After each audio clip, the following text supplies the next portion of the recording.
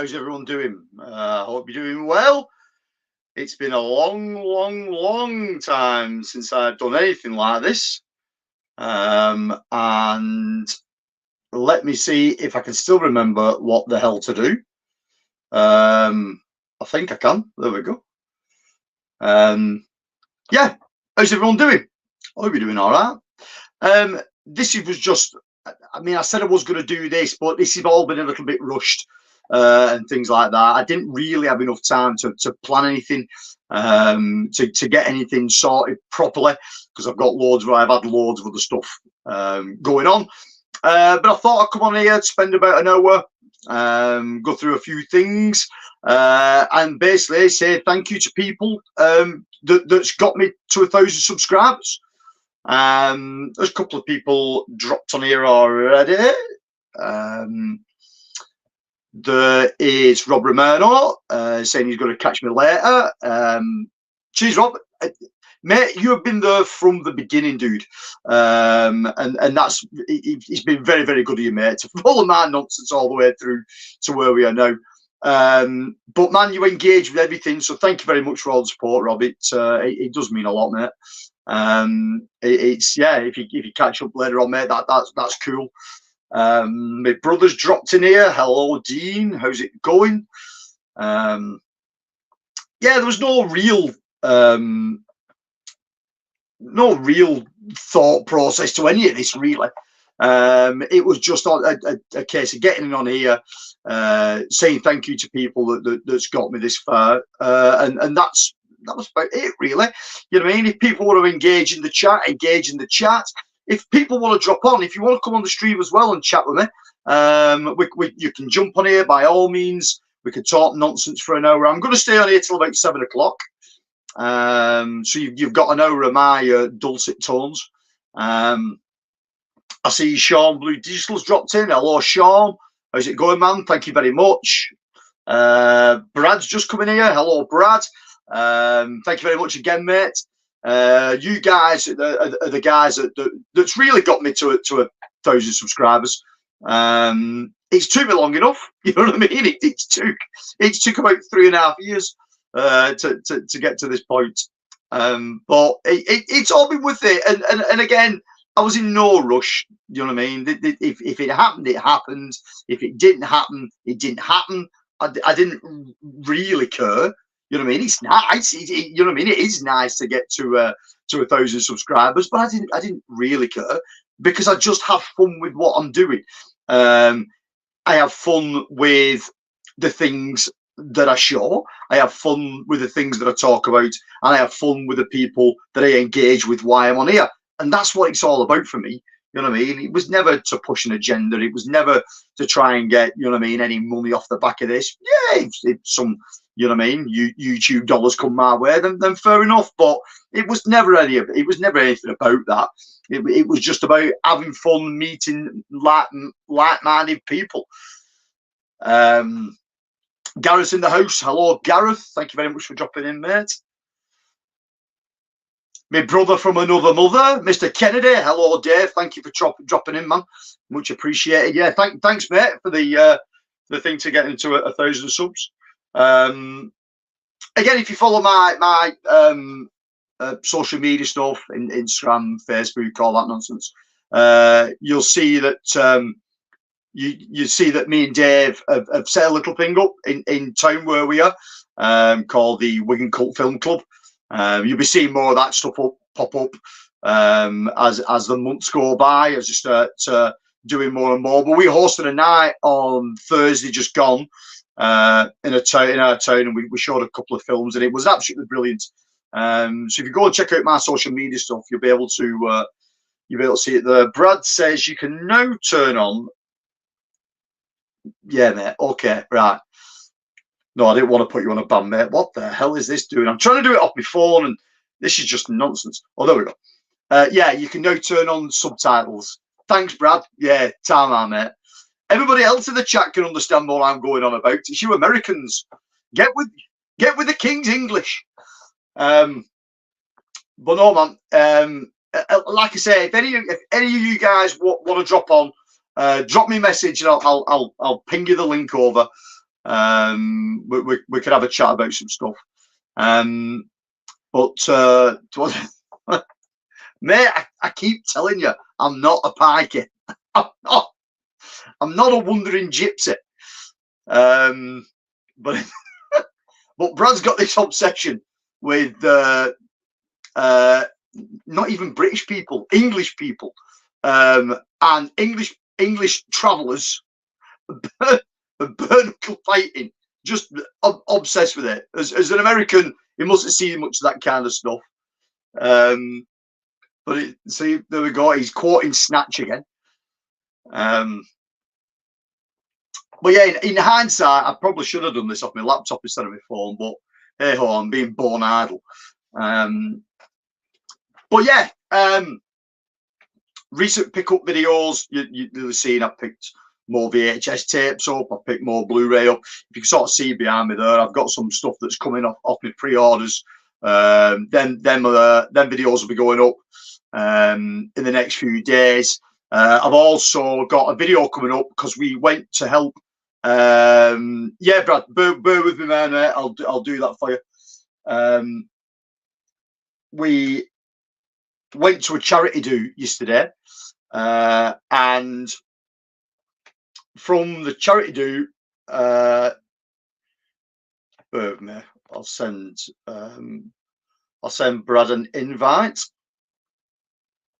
Yeah, from the charity do, we went to watch Ghostbusters 2. So I've got a video coming up from that as well, because I filmed some stuff from that. Interviewed a couple of people, had a chat with a few of the people that set that stuff up.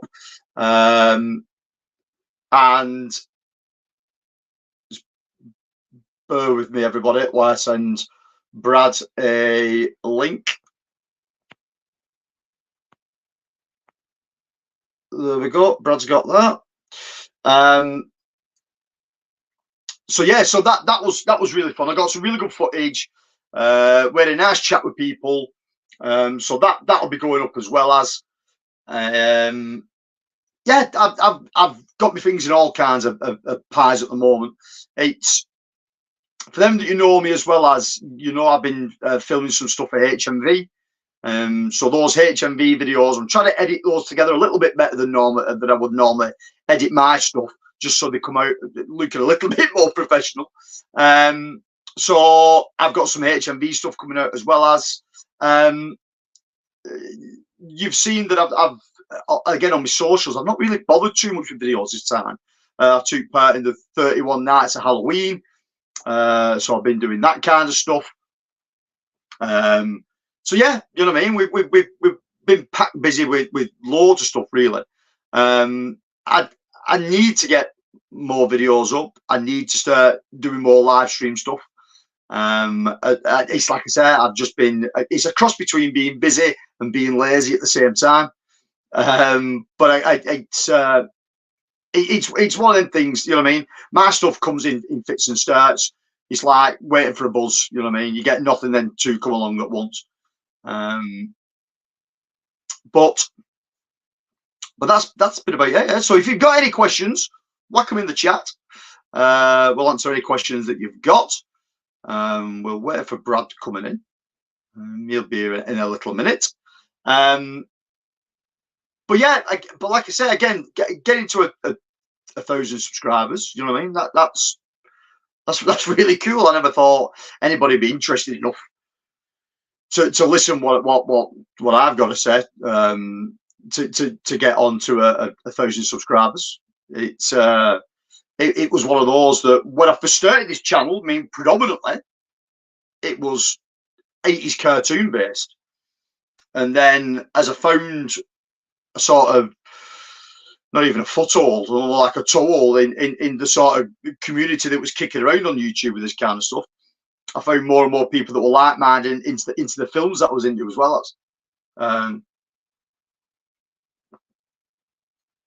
And I've just seen a comment then, it's just knocked me off. So I started talking about my film collection as well as, and as you can see, it's chock full of shite behind me.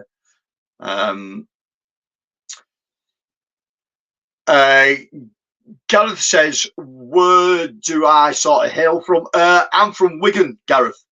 So slap bang in the middle between Liverpool and Manchester, mate. Here we go. What's going on? All right, dude. How's it going? It's going all right. This bitch tried to poison me with this coffee. It's like 80% sugar. Like Clint Eastwood.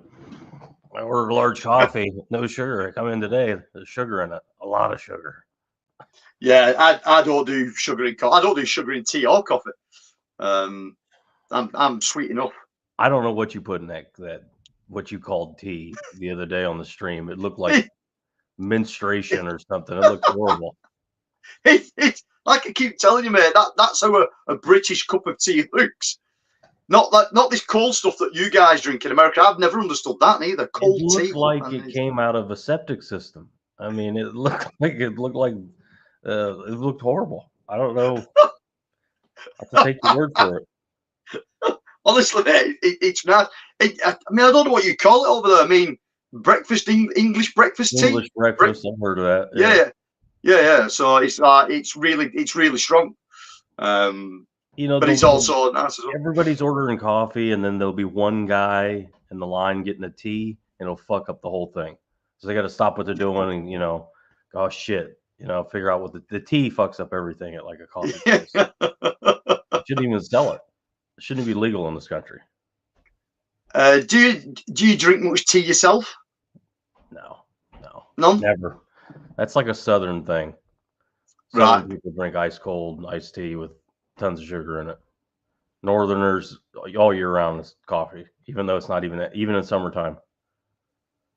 Yeah, I mean, I don't get me wrong, I do like coffee, but occasionally, a nice cup of tea is great. It quenches the thirst better than coffee. Yeah, it's more water. Yeah, well, the thing is, tea is for leisure, coffee's for work. Yeah. Southerners, Northerners. Yeah. We've got Lee in the house from the foot of our stairs. Hello, Lee. Thanks, man.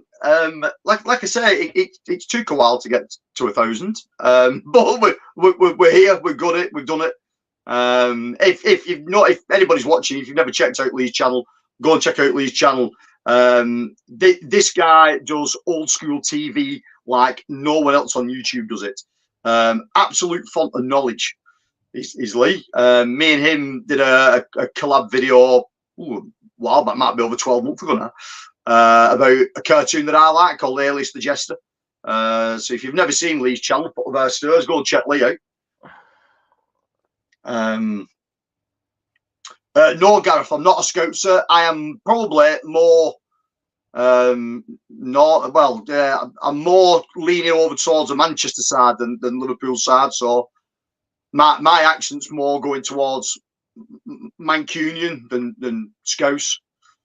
But considering I'm only 25 mile away from either place, my accent's completely different from either city. So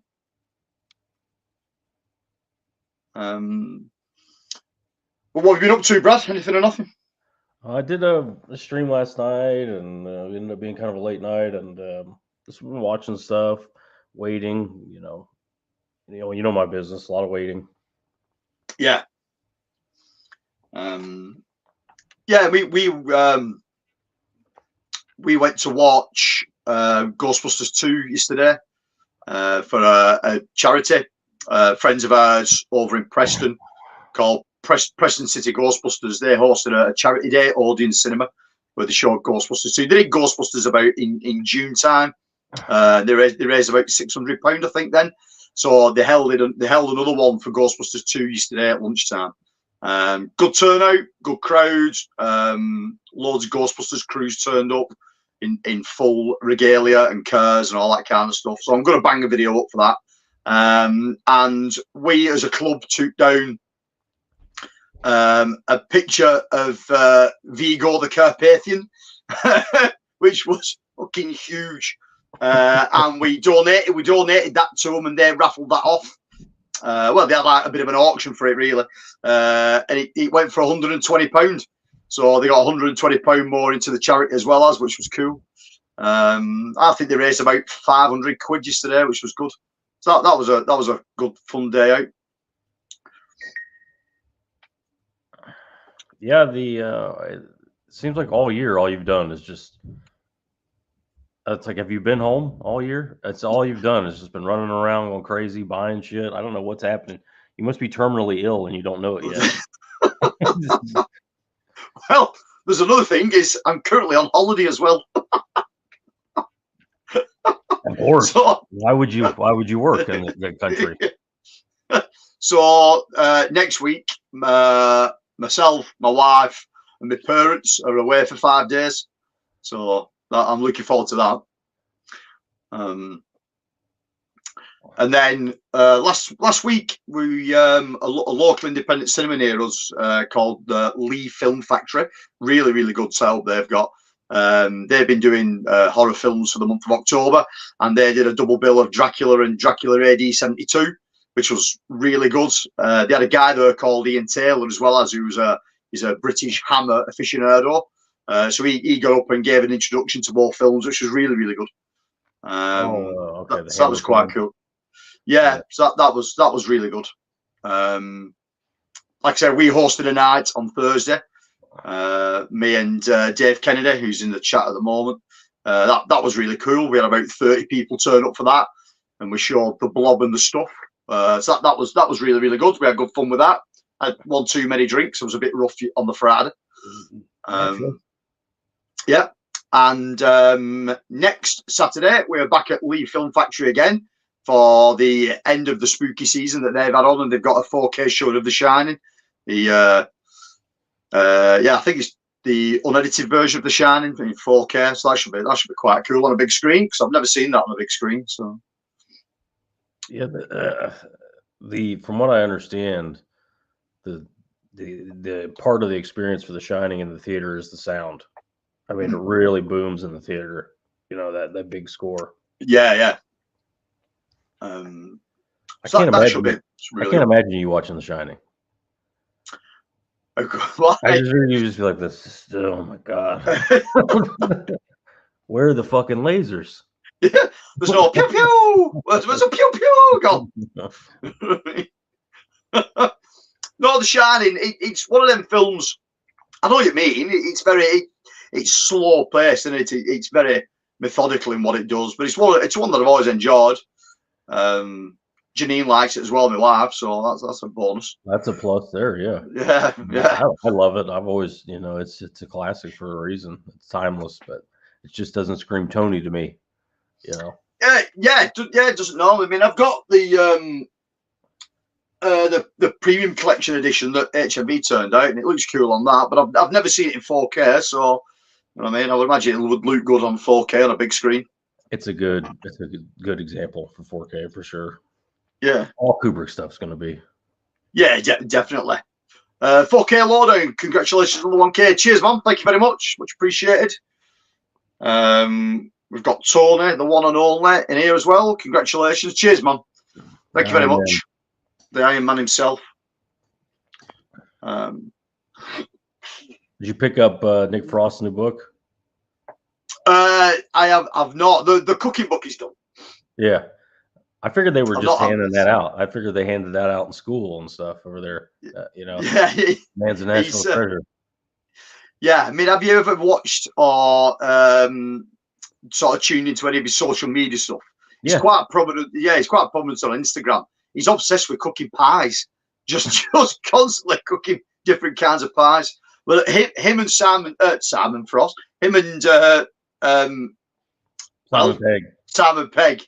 Were at Liverpool Comic Con this weekend, and that would have been a good show. A friend of mine rang me yesterday quite late on. He was toying with the idea of going over there today, but that's not come off. But as much as I love that duo, I mean, they're fantastic, and they're good solo as well, but together they're phenomenal. I think Simon Pegg's autograph was 125 quid. I mean, shit a brick. Man of the people. Yeah, 125, man. I mean, it's getting to the point where these people are just going to be pricing themselves out the market, surely. I don't, it's one of those things where I think he does that, and guys like Robert England, they price him so high to try and keep the line manageable. It's like But try. yeah, possibly. It's got to be what it is. Because Robert England, I forget, it was something stupid for Robert England, and he signed for 12 hours straight. Right. 12 hours straight, and then privates after that. So and this dude's in the 70s. Yeah. So just imagine Simon Pegg makes $10 million for these Mission Impossible films, whatever he makes. Yeah, I mean, he's obviously been getting good money out of them, hasn't he? So yeah, and Nick Frost is making whatever he makes, $2 a book he sells now, or whatever he's doing. Yeah, he's the thing with Nick Frost is he's had sort of loads of bit parts over the years as well, but he's always cropped up in really good things. Yeah, I don't think he cares. I don't think he gives if he makes $1 or not. No, I don't think he has. My screen's frozen up here. Hold on, see if I can get it back up. Yeah, I don't think he cares either. You know what I mean? He's they've gone back. He just enjoys doing what he does, I think. So he's quite content. I mean, did you see the TV show Truth Seekers that he did? And it was mainly his show. He wrote it with Simon Pegg as well. And Simon Pegg's got a little part to play in it, but not massive. And it was really good. I think it was an Amazon Prime show. I think it ran 13 episodes. Really, really good. And then it got cancelled. And you think, well, if two guys of their stature can't keep something like that on a streaming service, then nobody stands a fucking chance, really. Yeah. Because it was legitimately good.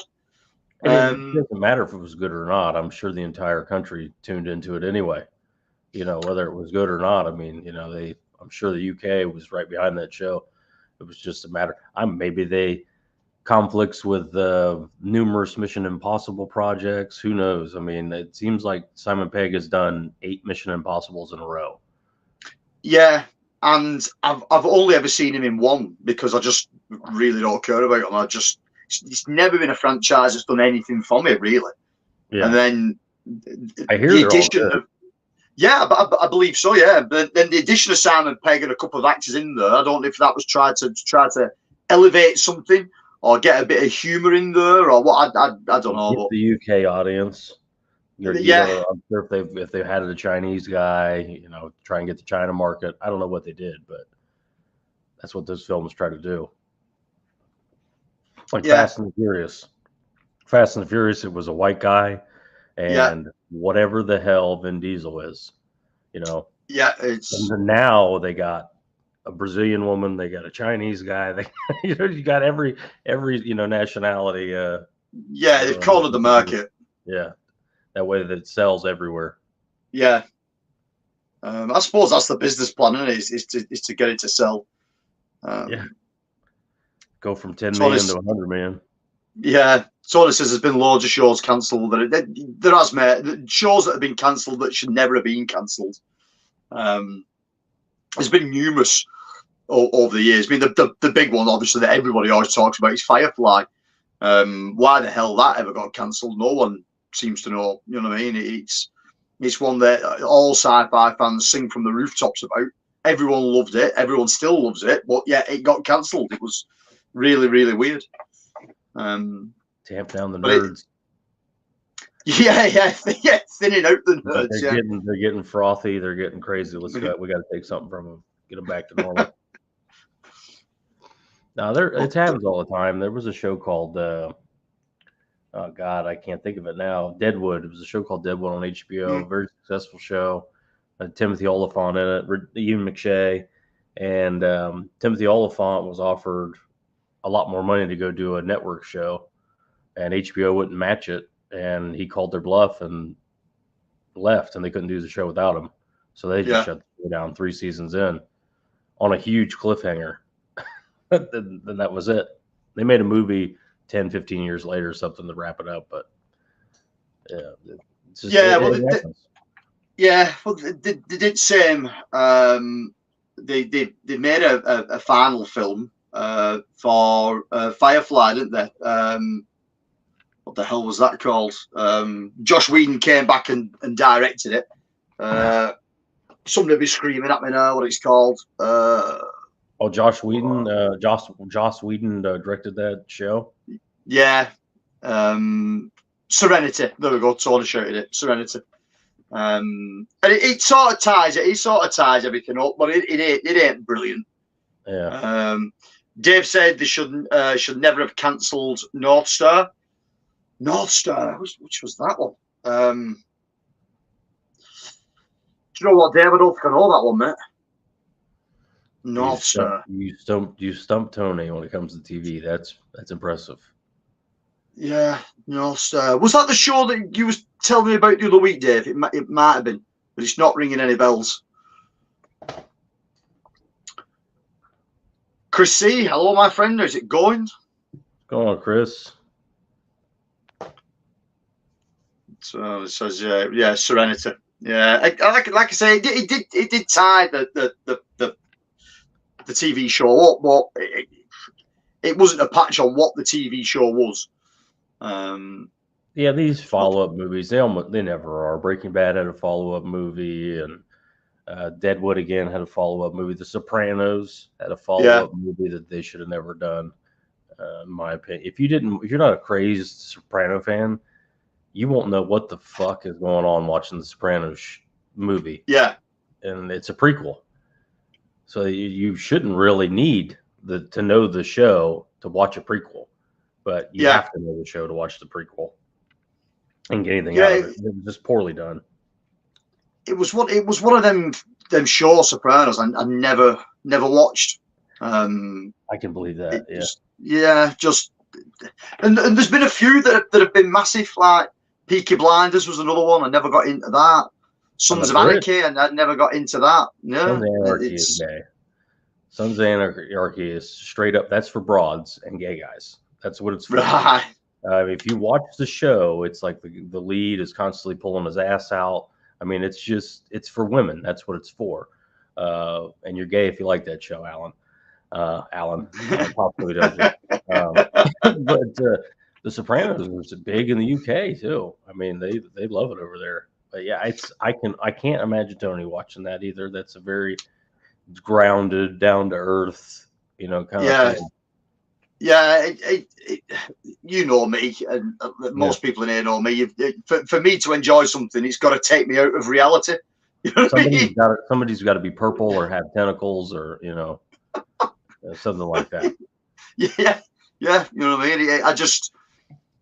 I'm in reality all the time, every day, and so when I want to relax and watch something, it's got to take me out of that reality space before I can enjoy it. So Dave said the North Star. I'll have to leave the comment up because I can't see it because I'm on my phone like a dickhead.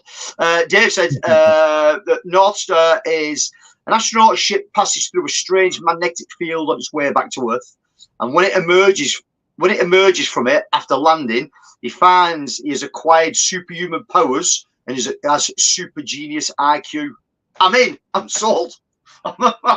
You've described the perfect series, and he can't believe he hasn't seen that. Yeah, I don't know that at all. Me and Dave are really, really good friends.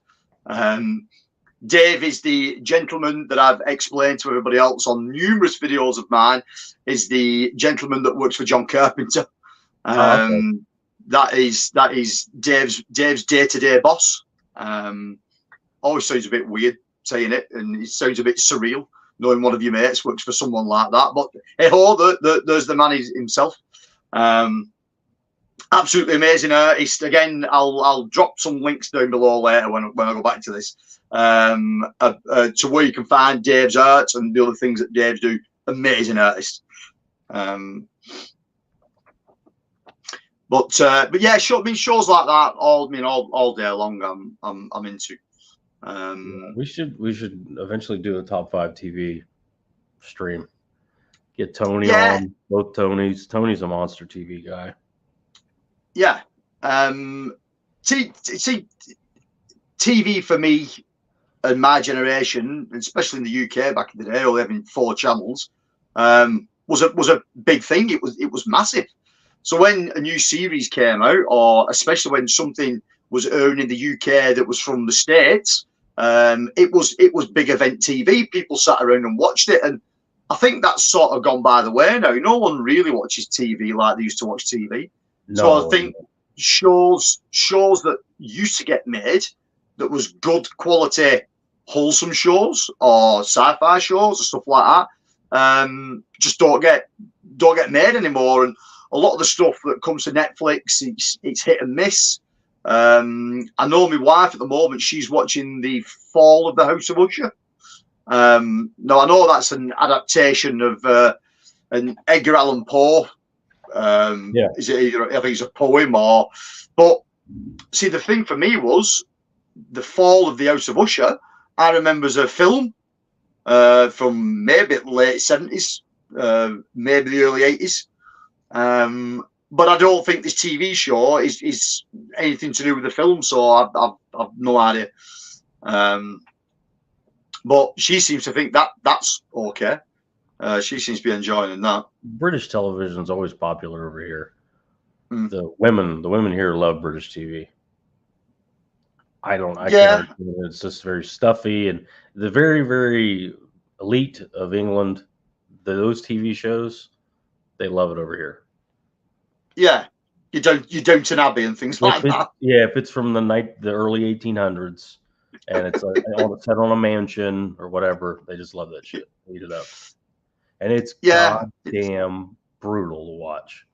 Oh yeah, it's terrible. The most boring shit you've ever seen in your life, and it's like, oh my god, so and so is gonna find out she's really not, she's adopted. The family shame will be, who cares? Cut her fucking head off or do something. Yeah. It is shit. That kind of TV is awful. I mean, you've probably got the same thing in the States, what we get over here, but sort of, I can remember sort of detective shows back in the day. So the ones that was like on daytime TV, so your Ironsides and your Murder She Wrote and your Columbos and all that kind of stuff was fun back in the day. They were fun shows. Yeah. Shit, man, we must have 100 of those shows in the UK at the moment, all new ones, all on the same point of time on TV on about 50 different channels, and they're all scraping the bottom of the barrel. I mean, there are fucking loads of them. And I took notice channel hopping the other day. There's one that's come on now, and she is a full-time chef, part-time detective. And you're going, what the fuck is that about? Actually. Chef by day, detective by night. How's about fuck off? Have you ever known a chef, a professional chef? Yeah, they're all crazy. There's no fucking time to be a detective. They work evenings. Yeah. They work from like noon to midnight. Yeah. 6 days a week. Yeah. They're all batshit crazy. They're all on fucking drugs. They're all fucking, on all sorts of things just to get through the fucking shift. They drink like crazy. I mean, they're covered in tattoos. They're just weirdos. There's no way you'd be a detective. Now, a part-time, like Murder, She Wrote, where you got nothing but time in between your various book projects to wander around town every time with a police scanner, that makes a little bit more sense. Yeah.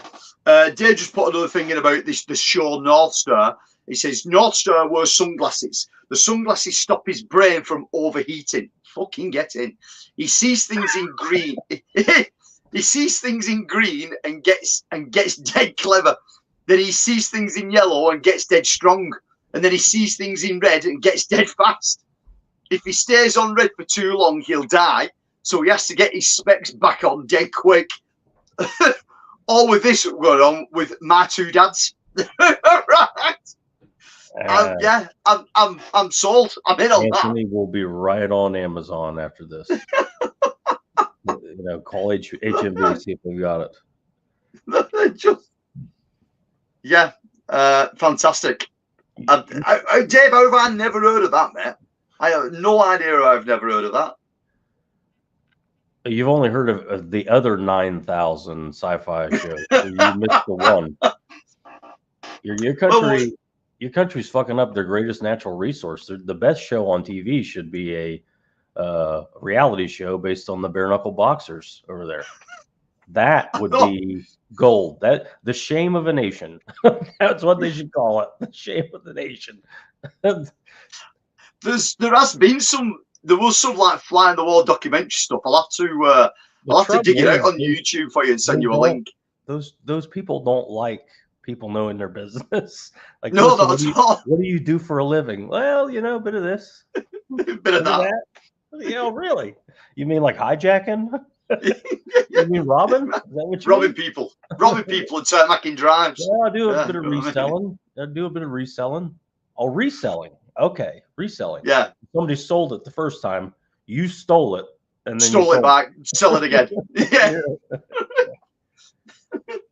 But somebody who's been involved in combat sports, the idea of meeting in a field, bare knuckle, and throwing bones at each other until somebody quits is the stupidest thing in the world. And I don't know. It's just funny to me that people with no health care whatsoever that work with their hands are going to throw punches at each other bare knuckle. There's a reason professionals wear gloves.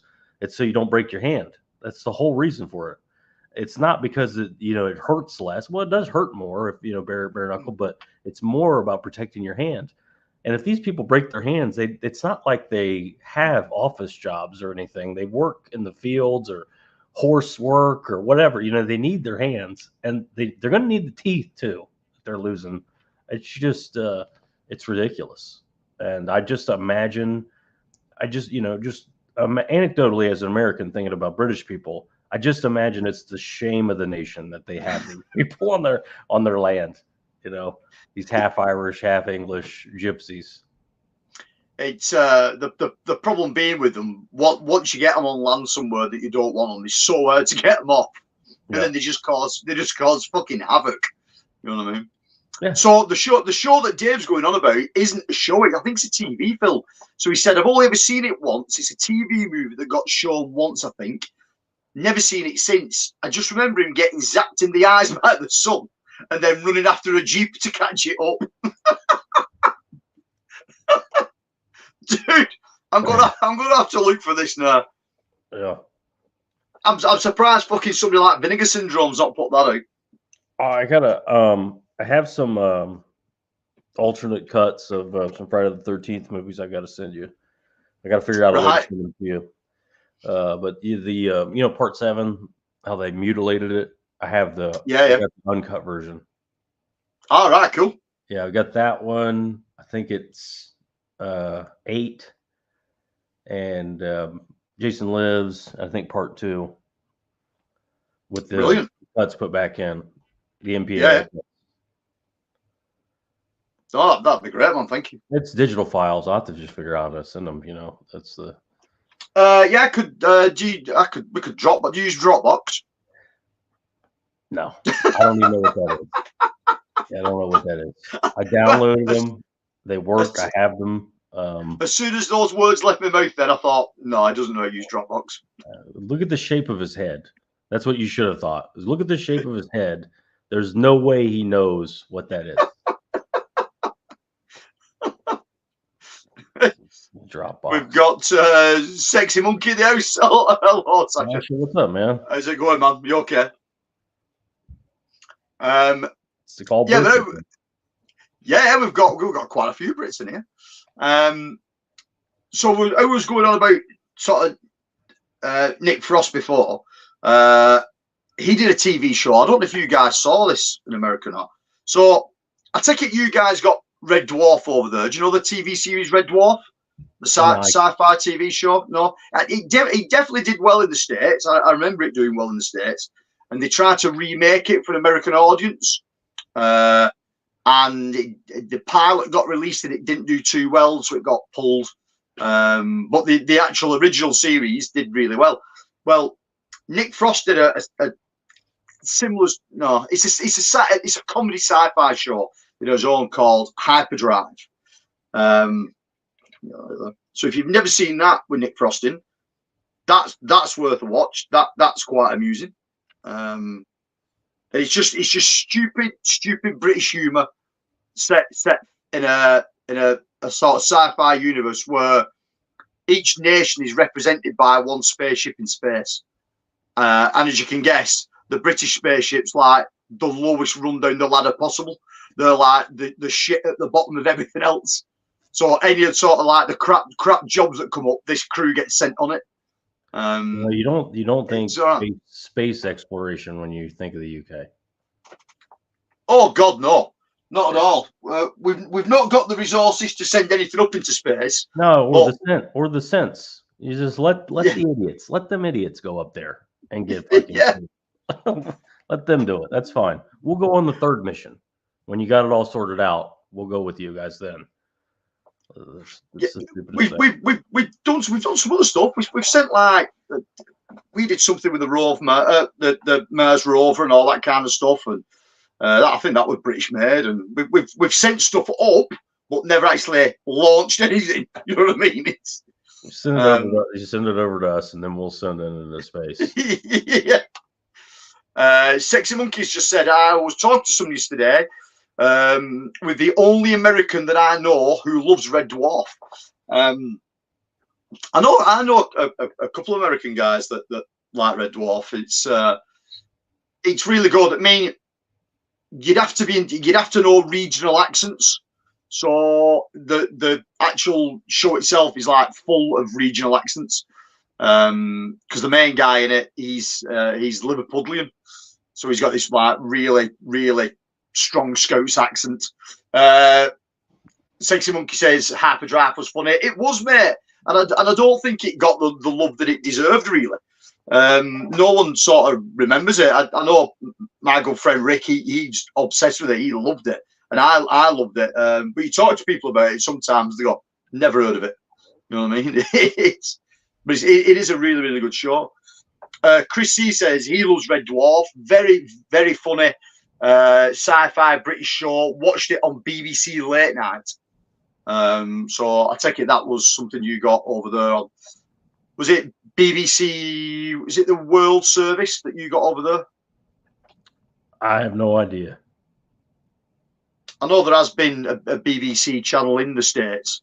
Was it BBC? It might be BBC World Service. I can't remember. But yeah, if you've never seen Red Dwarf, check it out. It is really, really good.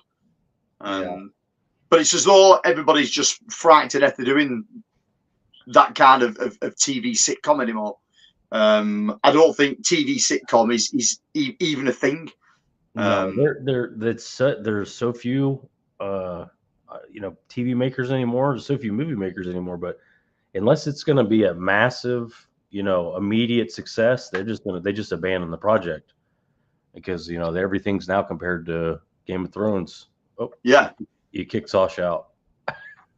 It's because I'm trying to use my phone. I tapped it and then it just took itself out. There we go. Hello, man. Hold on. How's it going, Mary? Okay. Thank you. I wasn't expecting to be given the link, but thank you. Yeah. There you go, man. It's Sasha. Could be better, thanks, but could be worse too. Yeah. Always could be worse. Yeah. I really chose the wrong decision and decided to try and use my phone instead of setting my computer up like any normal person should have done. So I am pushing things here like a idiot and it's just all going wrong. But Chris C says the time travel episode from Red Dwarf is great. The one where he met Kennedy. Yeah, that is a good episode. I didn't realize it's been going. It's still going. I thought it ended in the 90s. No, it's still going. It sort of dipped away after season 8 and then came back a good few years later with season 9, which was atrocious because they sort of brought them back to a parallel Earth, but they ended up on like the set of Coronation Street and it was terrible. And then season 10, the TV channel Dave bought the franchise out and Dave have done it ever since, and they've done a really good job with it. They've thrown some serious money at it. So there was seasons 10, 11 and 12 are on Dave, and I think season 13 is currently underway. Wow. It's got some longevity. Yeah, because I think it still has legs. It still holds up. You know what I mean? The comedy writing on it's still funny. I think for this up and coming series, the two guys that wrote it together, I think one of the problems was the two guys that originally wrote it together had fallen out. And they'd split up, so they weren't writing for anything anymore. And other writing teams came in for Red Dwarf and sort of ruined it. But the two guys are back together now, and you can sort of tell because it's going back to how it used to be. That's good. Yeah, I never could place Crichton's accent. Was he supposed to be? Because he kind of. Yeah, it's a weird one, isn't it? Obviously, he's supposed to be some kind of like mechanoid. But he's like programmed with a weird accent. So I suppose he's like, because he's a serving droid, he's supposed to be like a bit like a butler. So he's got like the weird posh accent, but sounded American to me, but maybe yeah. I mean, he was when the pilot episode went out to the States, he was the only actor that went out with the pilot episode. The three other actors from Red Dwarf refused to do it, and he went out and it absolutely tanked, so they never bothered with it. Same thing happened with the young ones. Yeah, definitely. That's another great show. Nigel Planer did an American pilot, hated it, of course. Yeah, I don't think a lot of stuff transfers that well back and forth. I mean, I know there's American shows that we try to pilot over here into the UK stuff, and it doesn't really work. Do you remember years ago when they tried? Oh God, what's the name of the show now?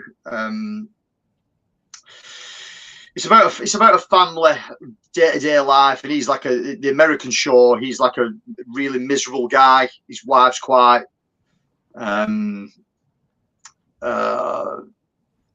I can't remember the name of the show, but in the UK, they tried to do the same show, but they tried to use Russ Abbott as the as the main guy in it. It was just absolutely terrible, like really bad. I can picture that. Yeah, I mean, Russ Abbott, man, he wasn't even a good comedian, never mind an actor. Daniel Garcia said 80s filmmaking contact film with supernatural puppets. I'm lost there, pal. The film Contact with Jodie Foster? No.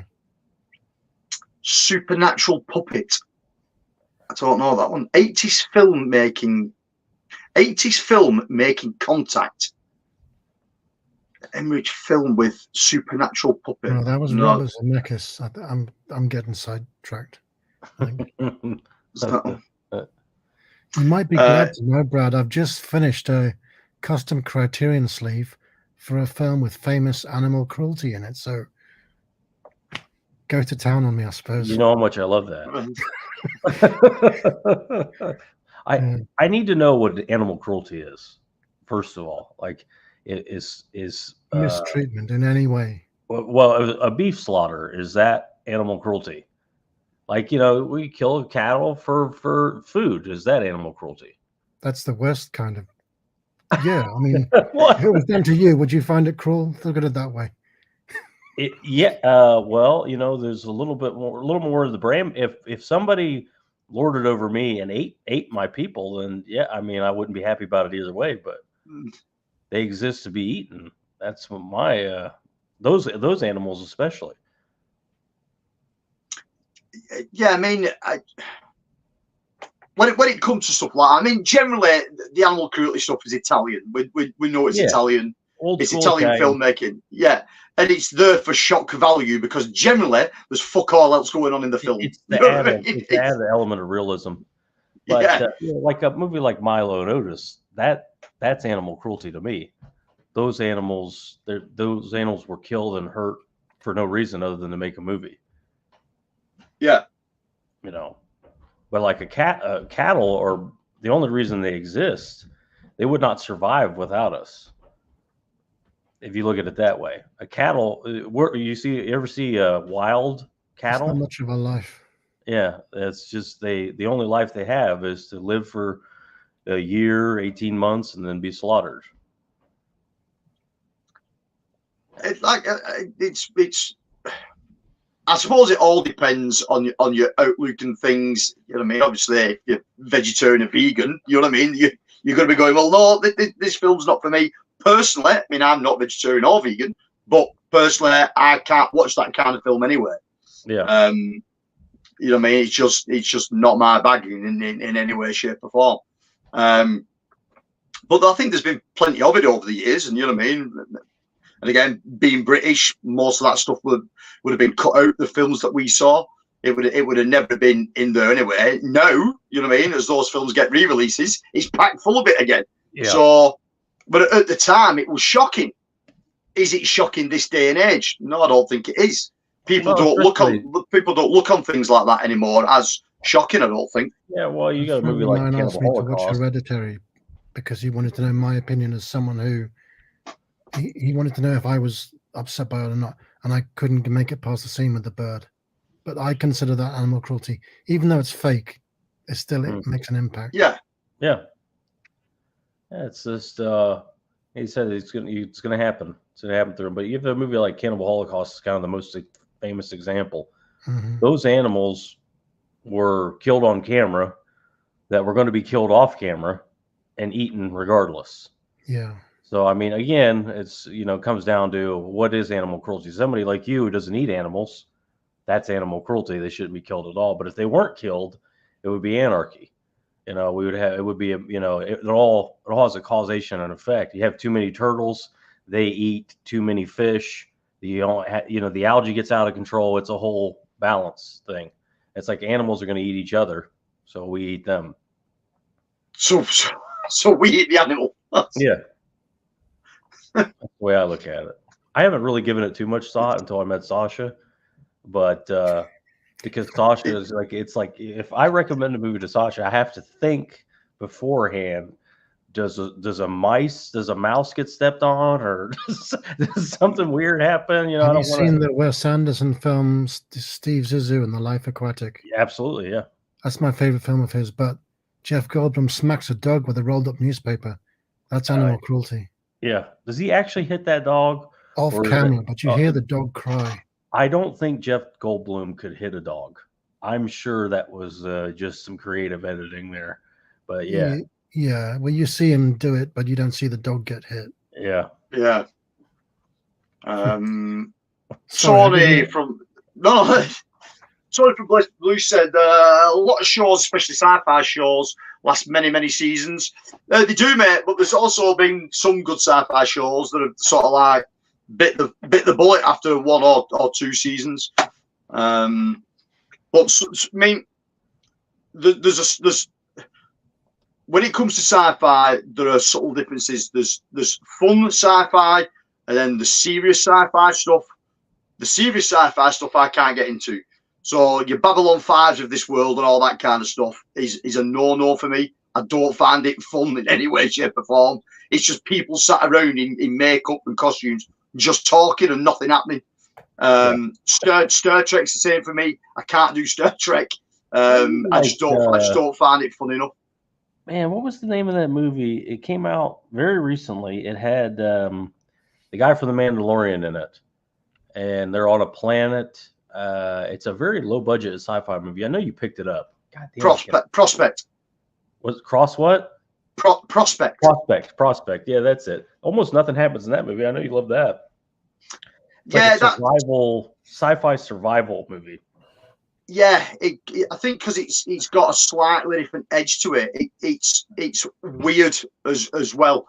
Considering it's low budget, it looks beautiful, and the quality of costume within it is unreal.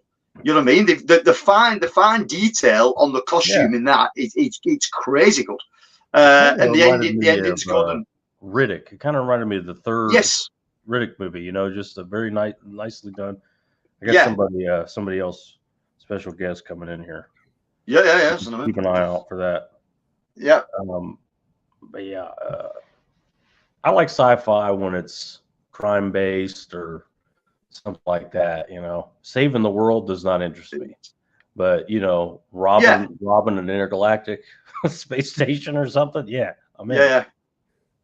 The more illegal, the better. Yeah, crime. It's a crime. I already showed you this, Sasha. I'm looking forward to checking these out. Yeah. The- I have a hunch you're gonna like them based on what you said. oh yeah. Yeah. What's up? Hey, Hello. What's going on? Yeah, man. The Just wanna hero. get on, tell you congratulations, man. Oh, thank you very much, Alan. Thank you very much, mate. Much appreciated. It's nice to see you. Yeah, I got company over. My Falcons are playing right now, and I'm still in quite a bit of pain with my back injury. But I'm going to get on for a little bit and bullshit with y'all, and just want to make sure I told you congrats, man. Well deserved. Cheers, man. Thank you very much. Yeah, man. And to be fair, it's you know what I mean. I think it's a collective thing. It's not a lot of what I've done on my own. I think as a group of people like us that get together and do this stuff, I think it sort of starts to spread the love and people sort of find you that way. And that's how I think I've found a lot of subscribers over the years. Like I said, initially this channel was just talking about 80s cartoons. That's how it started. That's what a lot of my views came from. And then obviously as we found one another on here and everyone's got this similar kind of interest, and you start to spread out what I'm talking about. I obviously had more content, so people dropped onto the channel more again, and I think basically that's what it's called. But it's took me 3.5 years to get to 1,000. But you know what I mean? Yeah, it is what it is. It's still a goal, man. It's a good goal to hit. Like so anybody that starts with these channels, I think somewhere in the back of their mind, that's kind of the magic number. You know, hitting that 1,000 subscribers. What I know it was for me. I didn't think I'd ever hit it. Whatever. When I did, it was like wow. And it seemed like after I hit that 1,000 subscribers, after then it didn't really matter as much. Not that I didn't enjoy doing it as much. It's just that was kind of a goal when I kind of set for myself when I started. So when I hit that goal, it was like now I'm just doing it for fun. If I get subscribers, great. If not, it doesn't matter. Yeah. At that point, I'm just doing it for fun, So yeah, and like I said previously, if I never got another subscriber, no, if I just stayed at 1,000 forever, right. That's kind of what I was trying to say. Yeah, right. Yeah, I just want not that I really cared too much anyway about what I got, because for me it was about the fun of what we do. It was about the fun of me doing what I do, filming some stuff, chatting bullshit with you guys, chatting shit with other people, showing some stuff off. If people show an interest, then yeah, that's great. But it was just the fun of it, and it was just the hobby of it, really. You know what I mean? So if I never got to 1,000, it didn't really concern me.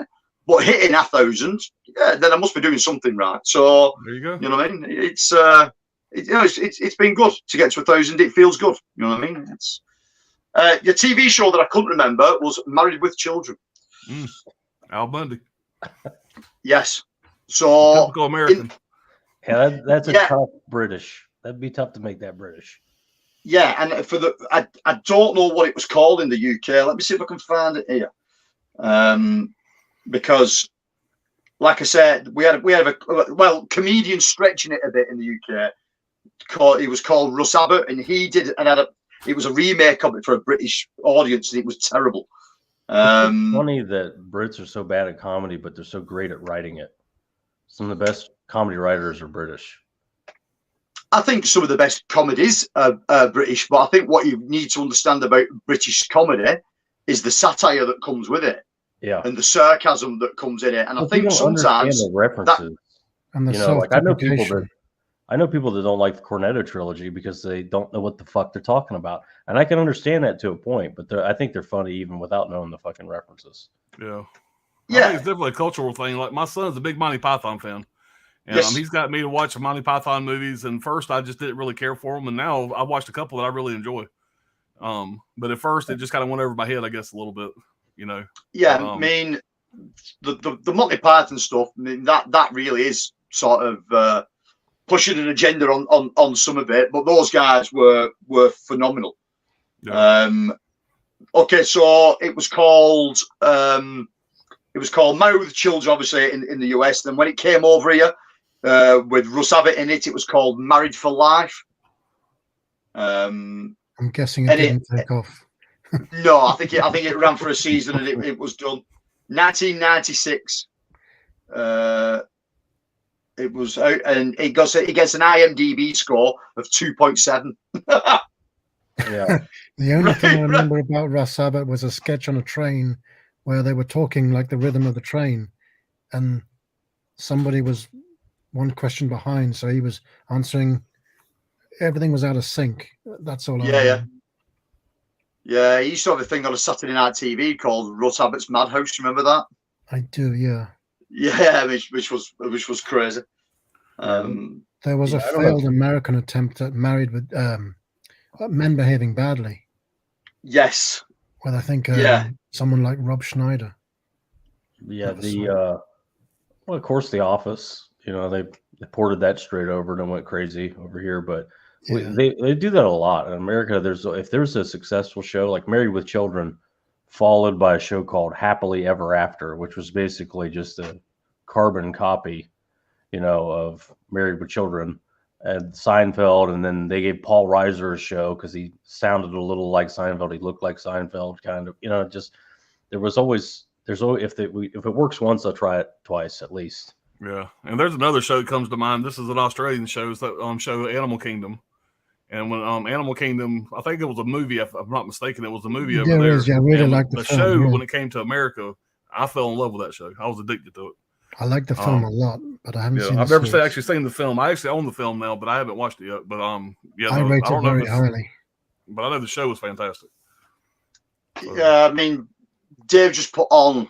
Come on, phone. There we go. There was a failed attempt of a US version of Only Fools and Horses. Now, Only Fools and Horses in the UK is like it's the go-to for sitcom TV. It's like it's where the benchmark is set.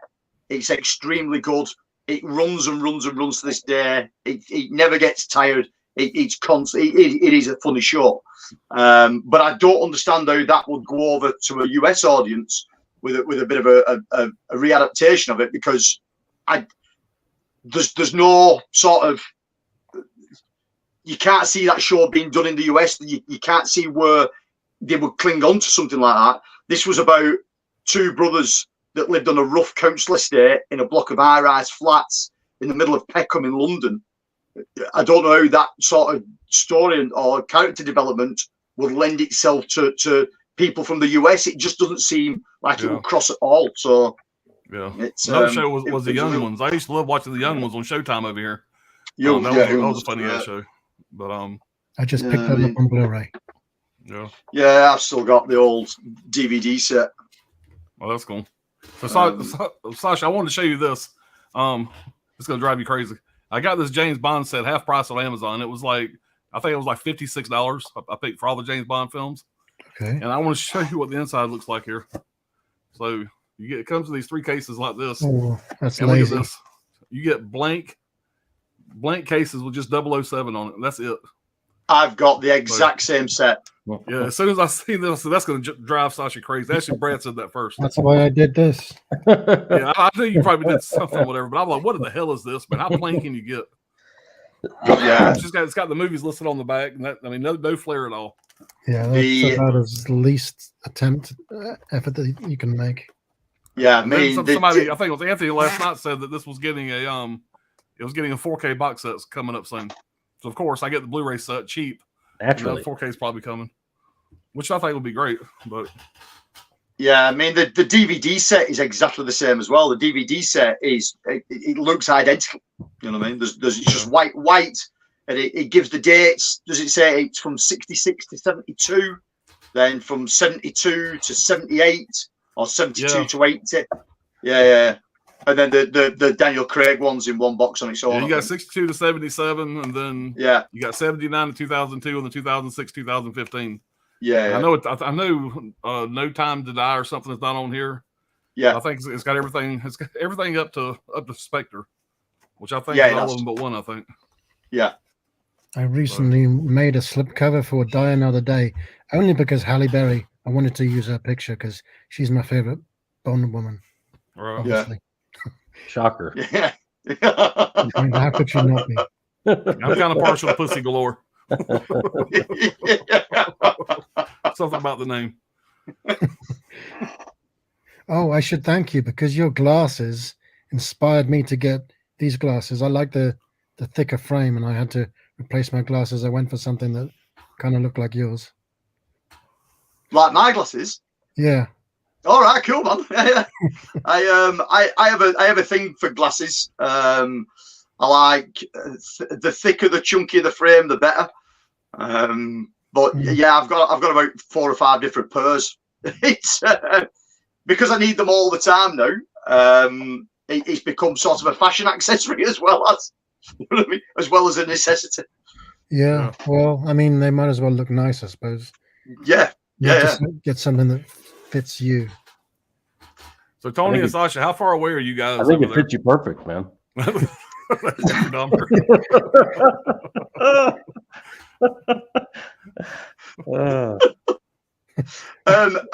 far are we apart? Whereabouts do you live, Sasha?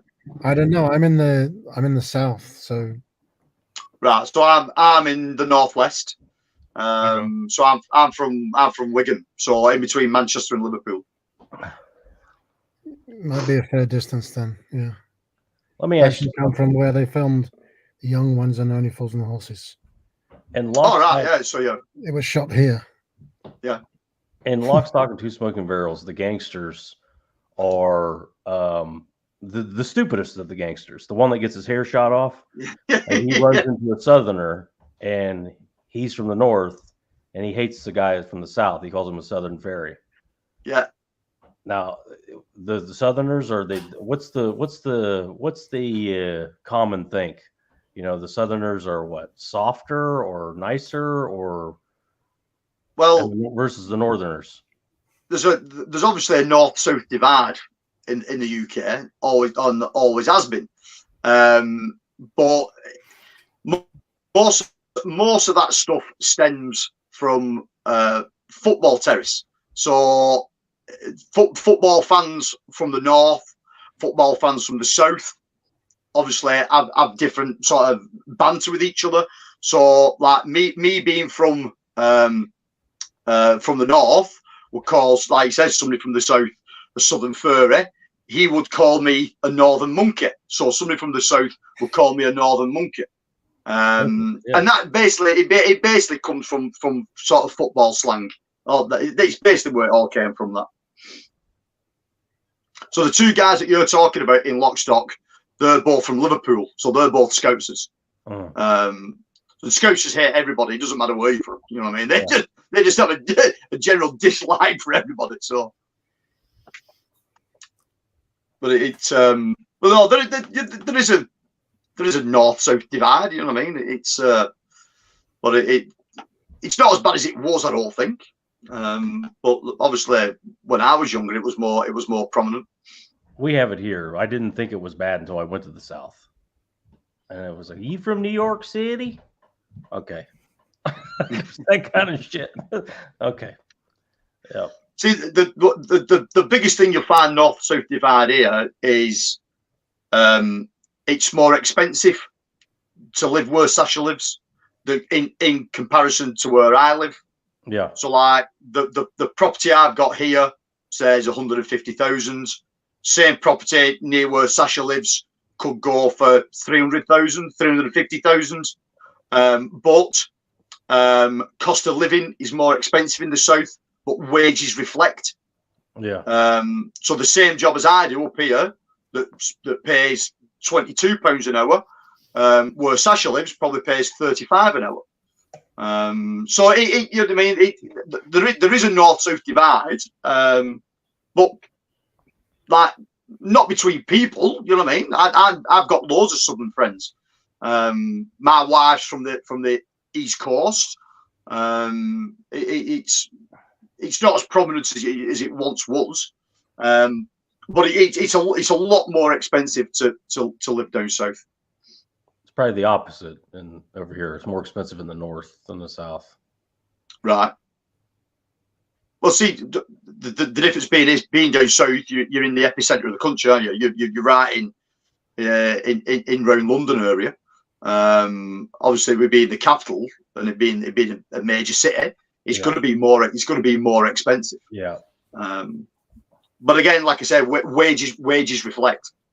Yeah. So, and again, that's different again from where I live. If you go higher up the country, so if you go up into Scotland, it's the same again. Things become cheaper as you go up through into Scotland. Imagine that. And where does Wales fall into this? Is it even cheaper? With the Welsh, it's probably like, because Wales is like really quite close to where I live. So it's like, I'm about 40 minutes from Wales. Yeah. So Wales comes on, like, if you look at the map of Britain, it comes on the left-hand side of the coast, or where the belly of the country sticks out. They're all on that side, running its way around. I can be sort of North Wales in 45 minutes from where I am. But again, Wales is sort of like, even though it's one country, you've got Southern Wales and Northern Wales. You know what I mean? It's complicated, mate. It's for such a small country. It's a complicated setup. You're a fussy bunch. Yes, that's what it is. Yeah. I think of Wales. I think like Canada and us. Possibly. We don't like them. They don't like us. On a smaller scale, maybe. Yeah. They don't want to be associated with us. We don't want to be associated with them. We'll barter with each other, but we don't want them here. They don't want us there. They have their own language. Yeah.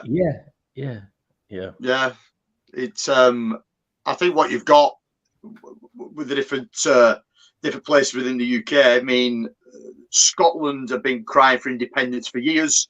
They want to break away, and Scotland could probably make a go of it. They'd have to make some changes. Wales shouted for it for about a fortnight, and then thought, shit, if we break away, we're going to have no money. Nah, forget about it. We don't want to break away. We'll stay where we are.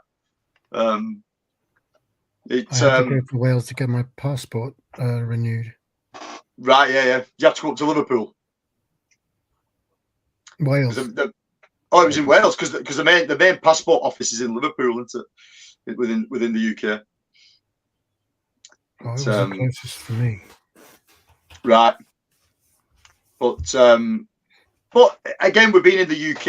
I mean, obviously where Sasha lives, if I get on a train, I can be there in 2.5 hours.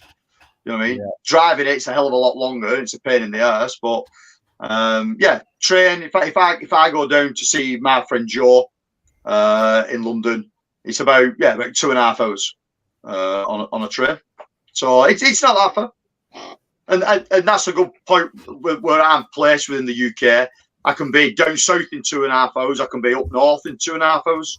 I can be on the east coast in 2.5 hours. So I'm pretty much, you know what I mean, located bang on for everything. Have you ever been up to Manchester, Sasha? Yes, I have. Yes. Do you like it round this part of the woods? Because I like I say, I love it down London. Like I say, I've got friends around there. It was good. I mean, it was a one-off thing. I haven't, not regularly, but I did enjoy it. Yes. Yeah. Manchester's cool. Liverpool's okay, but you're not you need to know where to go. But Manchester as a city is fantastic. So we've got a thing in here: 80s horror films. The First House movie, Monster Squad, and Midnight Hour. Now, Midnight Hour is a film that a lot of people may not know, and it's a really, really difficult film to get hold of. It goes for about £150 on DVD now, about $200 for you guys in the US. There is no other version of it. You can find pretty obscure VHS copies of it kicking around. But if you want the DVD, it's going to cost you a fortune. It was made for TV film that's based around Halloween. Came out about 88, I think I want to say, maybe 89. It's actually really, really good if you've never seen it. The best way to view it, there's a version up on YouTube and somebody's upscaled it and it looks really, really good. House One's a decent film. But if you've never seen Midnight Hour, I would say track it down on YouTube and give it a watch. It's actually really entertaining.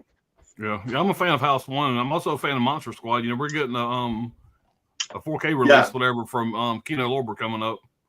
Yeah. What did you show them, Brad? Because if I tap that screen, there, it's gonna. It was just I just got the all 4 House movies. All right, is that the Arrow Video one? Yeah. It's not the set; it's just the individual releases. Individuals, yeah. I think I'm only missing number 3. Yeah, I got these in that last Era Video UK sale. Yeah, Cheap. I think it's. I just got this in here, guys. You were talking about some terrible packaging. It's got a really nice box on the outside. It's a complete series of The Walking Dead. Oh, But look at how this is packaged. Whatever, you get 2 different inner sleeves here, and that's each sleeve. oh no. Right. They're stackable Trays. trays. I mean, it's, Yeah. at least it's there's nice. 52 and, discs, and at this least is it's very nice flimsy. and compact. Yeah, there's 52 discs, whatever. So there's two cases like this, and the outer box is really nice. But I really don't like these stackable trays like this, and that's ridiculous. Yeah. Yeah, there Not a big was a fan of the lot of stuff. packaging here. Yeah, there was a lot of stuff like that at one time, and I thought they'd phase that out. There was a release of sort of the Aliens franchise over here in that kind of release, and I think that was the last thing. Yeah, yeah, I've got mine up there. yeah. I think that was the last thing I ever saw like that. Looks just like that, but it's lime green. Yeah, yeah, yeah. But yeah, I mean, Walking Dead. I think I got up to halfway through season 3. No, I love the graphic novel. The graphic novel is fantastic. I think I got up to halfway through season 3 and thought, no, I'm tapping out now. It's too much talky. Nothing happened. You know what I mean? There's episodes of 45 minutes of Walking Dead where it's just 2 people in a room that does nothing. It doesn't go anywhere. It doesn't set a scene. It just talk. They get you with the intro. Finished. Before the intro starts, it shows the big action sequence that's going to happen at some point, and then you just spend the next hour just like this, waiting for Yeah. that. I made it up to season 5, but not past that. Yeah. Yeah, somebody in the Yeah. chat is mentioning this movie here, Lady in White. Lady in White. Yeah, Cast star Daniel Garcia down there. yeah. This is actually a Screen Factory title, whatever. I haven't watched this yet, but this thing goes for pretty good money. This thing goes for like $80, and I'm gonna watch it and see if I'm gonna keep it or sell it, whatever. But I've heard a lot of people say this is a pretty good film, but I've never seen it. Yeah. So- Over here, I don't think there's a Blu-ray of it, but there's an old Prism Leisure DVD that I've got up in my Prism Leisure stuff. It's That's a actually Screen Factory decent. release. It's super out of decent print. film. Yeah. Yeah, it is good. His other ones were good John Candy films. I would imagine this one that he likes. Summer Rental, Armed and Dangerous is okay. I have a big poster for Armed and Dangerous. And The Great Outdoors is probably one of my favourites that he did. Great Outdoors is a fantastic film. Again, no Blu-ray of that in the UK. The closest you're going to get on Blu-ray in the UK, that is a Scandinavian release. I don't know why it's never had a Bluray over here. There's a DVD of it, and I've got the old DVD. But Positive that'll get a 4K. it's got to, $3. got to. You know what I mean? It'd be crazy if it didn't. Planes Trains has a 4K now. I mean, it'll get 4K. I saw your video talking about you picked up Teen Wolf and Teen Wolf 2. Kind of made Yes. me regret. It kind of made me regret buying this because everything that's on here is on there plus more, plus on the second film. I just have this. Yeah, is that the Shout Factory one or the Scream Factory one? Yeah, whoever released that one. It looks like Scream Factory. I Looks like can't Scream tell. The Factory. writing's that small. It says Scream Factory. Yeah, You did a custom slip and stuff for that one. I just haven't printed it yet. Oh, you haven't printed it yet. Okay.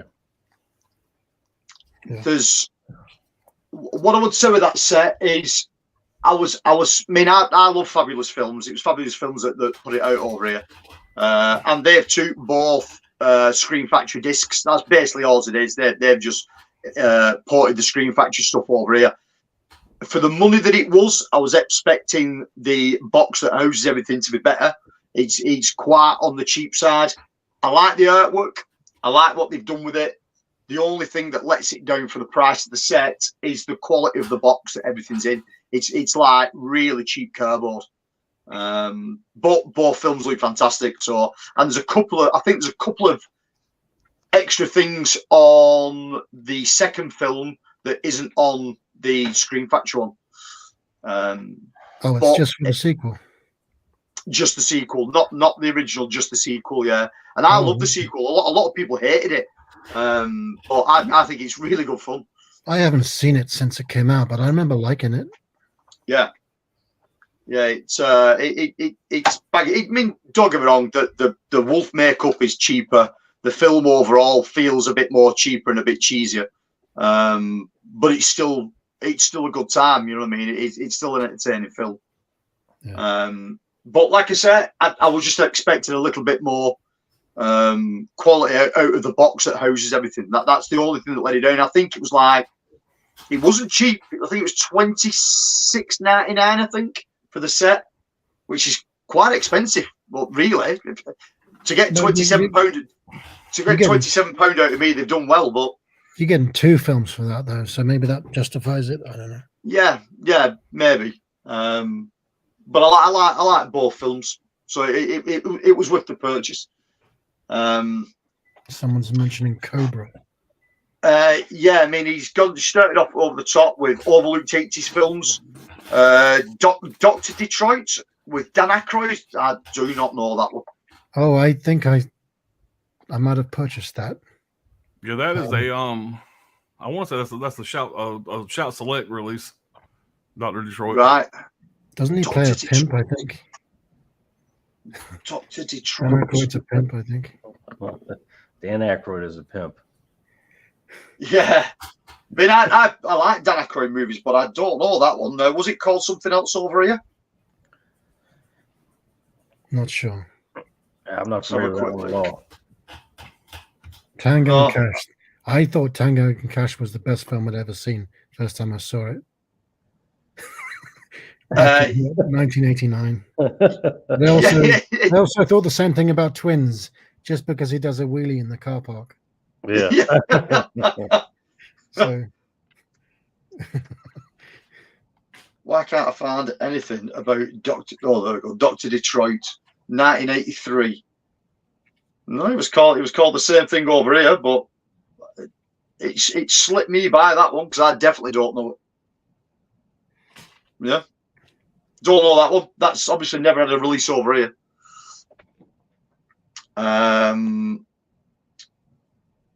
What did I say on that one? The Hair with Michael J. Fox is great. I'm a hit and miss with I'm a hit and miss with the Michael J. Fox stuff. You know what I mean? Some of it's really good. Some of it just sort of washes over me. Yeah, there's Dr. Detroit. Right. I do not know that one, and I don't know why. It looks super 80s. It is super 80s. You know, you would think that Masters of the 80s. Yeah, exactly. I don't know why I've never heard of it. But there's a set out over here, the Stallone set that has Cobra. I think it's got Lockup on it. Where is that set? I don't know where I've put it. I'm sure it's got Lockup on it. There's five Stallone films on one box set. That is badass. What's the back of the slip look like? You know, it looks different, and now it looks like that. Oh, that's badass. I love that. Yeah, that is super badass.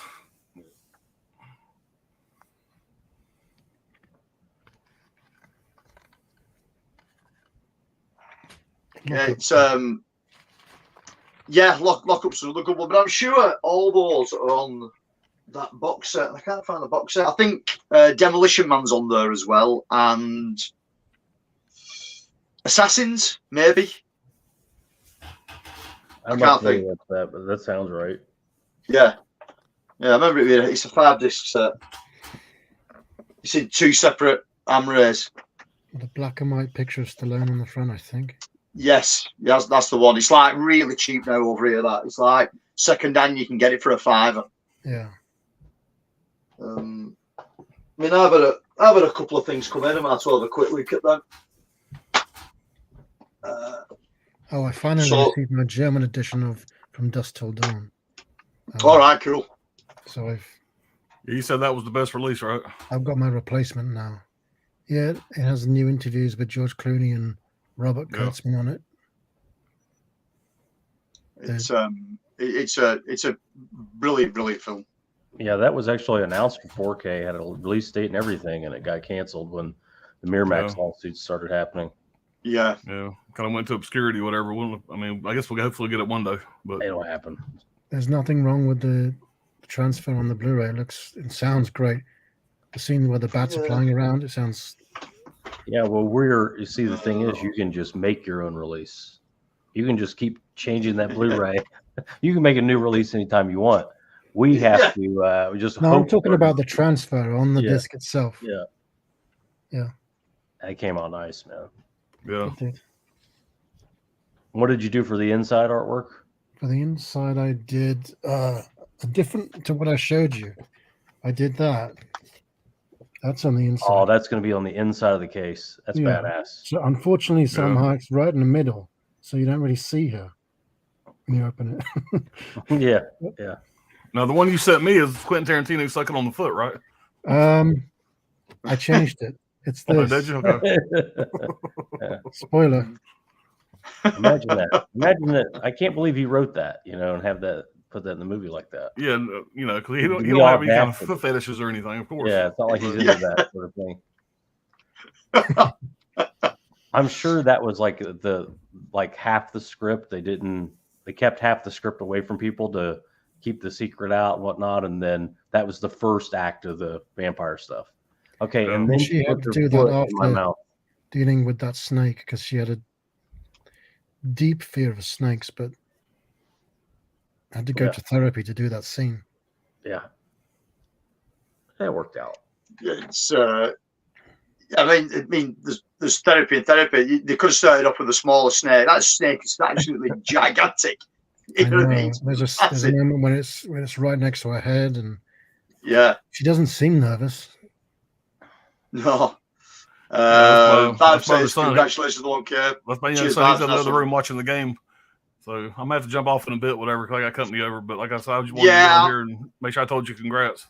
Hang out for a bit. Yeah, man, I'm not going to do much longer myself because, like I explained to Brad before, I'm going on holiday in the morning. So I've got to. It's nice to see you taking. You got a good life, buddy. You got a good life. Yeah, it's nice to see you taking a break from all your rest. You're going somewhere nice? Me and my wife are taking my parents away to Stratford for 5 nights. Oh. So we're going to Shakespeare country. Okay. You guys have a good trip now. Yeah, we will do. Thank you. But like I said, before I get out of here, I'll have a look at a couple of things I've got in. I've got a few things in. So I picked up a great Hammer film and a Shaw Brothers film. It was the first thing that Hammer and Shaw Brothers did together, and that's the Legend of the Seven Golden Vampires. I got that from Scream Factory. Yep. Yeah, I mean it's a brilliant film. Now, when I pre-ordered this, it's a Signal 1 release. And Signal 1 do a nice enough release, they're cheap enough and everything. I pre-ordered Death Race 2000 at the same time from the same company. Now, this has come in and Death Race is not, but they was both on the same release date, so I don't know what's happened there. I'm not sure. 88 Films release of Ark of the Sun God. A nice Italian Indiana Jones ripoff. So that's quite cool. Yeah, I think Brian Goes Blue picked that up, I think. Yeah, great film. I know there's a 4K release of it as now, but I'm quite happy just with the Blu-ray. I'm not really arsed about the 4K bit. And then 88 have started putting actually good stuff back out again. And they've just done a nice release of Iron Warrior. Now, you know my thing for fantasy films and sword and sorcery films. This is a good Italian fantasy film, sword and sorcery film. And I'll do some more in-depth details on these. I thought that was a Kung Fu film. It's not. No, it's a sword and sorcery film. Actually, a really good one. Most Italian sword and sorceries are normally really shit, but that one's really good. So them 3 have come in this week. When you say really good, can you explain that a little more? Like, well, if I'm watching it, I'm getting a really good time out of it. Okay. If someone else is watching it, they're going, "What the fuck is this?" You know what I mean? What the hell am I watching? But that was that, and then I had, where the hell's that? Someone that follows the channel, and I had it here before. I don't know where the hell I put it now. Someone that follows the channel and realise that I do a thing of sending you guys films that you can't get over there from over here, and we do film exchange and stuff like that. Reached out to me and asked, could I get a HMV exclusive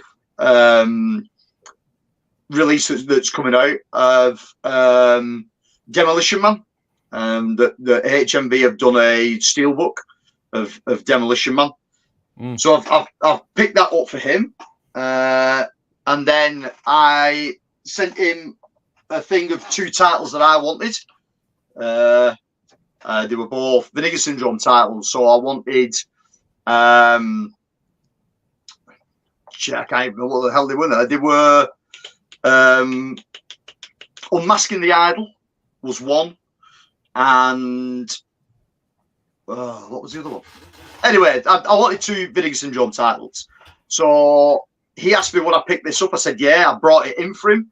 So I sent him 2 titles that I wanted, and the fucking guy has gone AWOL now. So because I want something back, the dude is no longer getting in touch with me. So you know who you were if you're out there. If you still want this, then we can do the exchange, and I enjoy doing it. But do not try and mug me off, son, because you won't get very far. Like Chino said in Heat, I do for you, you don't do for me. Yeah, exactly. And me and these guys have a good exchange policy. I mean, Christ, I owe Brad about $150. I've never paid Tony once. No, I just said, just give me the titles. Yeah. So yeah, I mean, you get your titles in, and then you just delete the contact. You know what I mean? So what this person thought he was going to gain by asking me to pre-order something, then did he think I was going to send it out before I asked for something? No, son, it doesn't work like that. You know what I mean? So the second I sent him back 2 titles that I wanted, and in theory, I think my titles worked out cheaper than what he wanted, which I wasn't bothered about that. I don't care about that. The guy's now gone AWOL. So if you're watching this, you know who you are. I've got your Demolition Man, but you're not having it till you get the titles that I want, not just ignoring stuff. So I've ended. It's Basement Blues. Tony. Oh, of course it is. I'm bringing that trophy. Tony, if you're watching, if you want a copy of Demolition Man for the HMV collection, mate, reach out. You can have it. He's got 5 copies of it, probably. Yeah. But the real annoying thing is, I had it before, and I can't think where the hell I put it now. So it was here. I had it. I don't know where I put it. Shit. I got this in also, that really nice Hellraiser 4K set from Arrow. Yeah. Cool. So nice release. And I got this one here that I know Sasha would like this one here. It's called Kill That Bitch.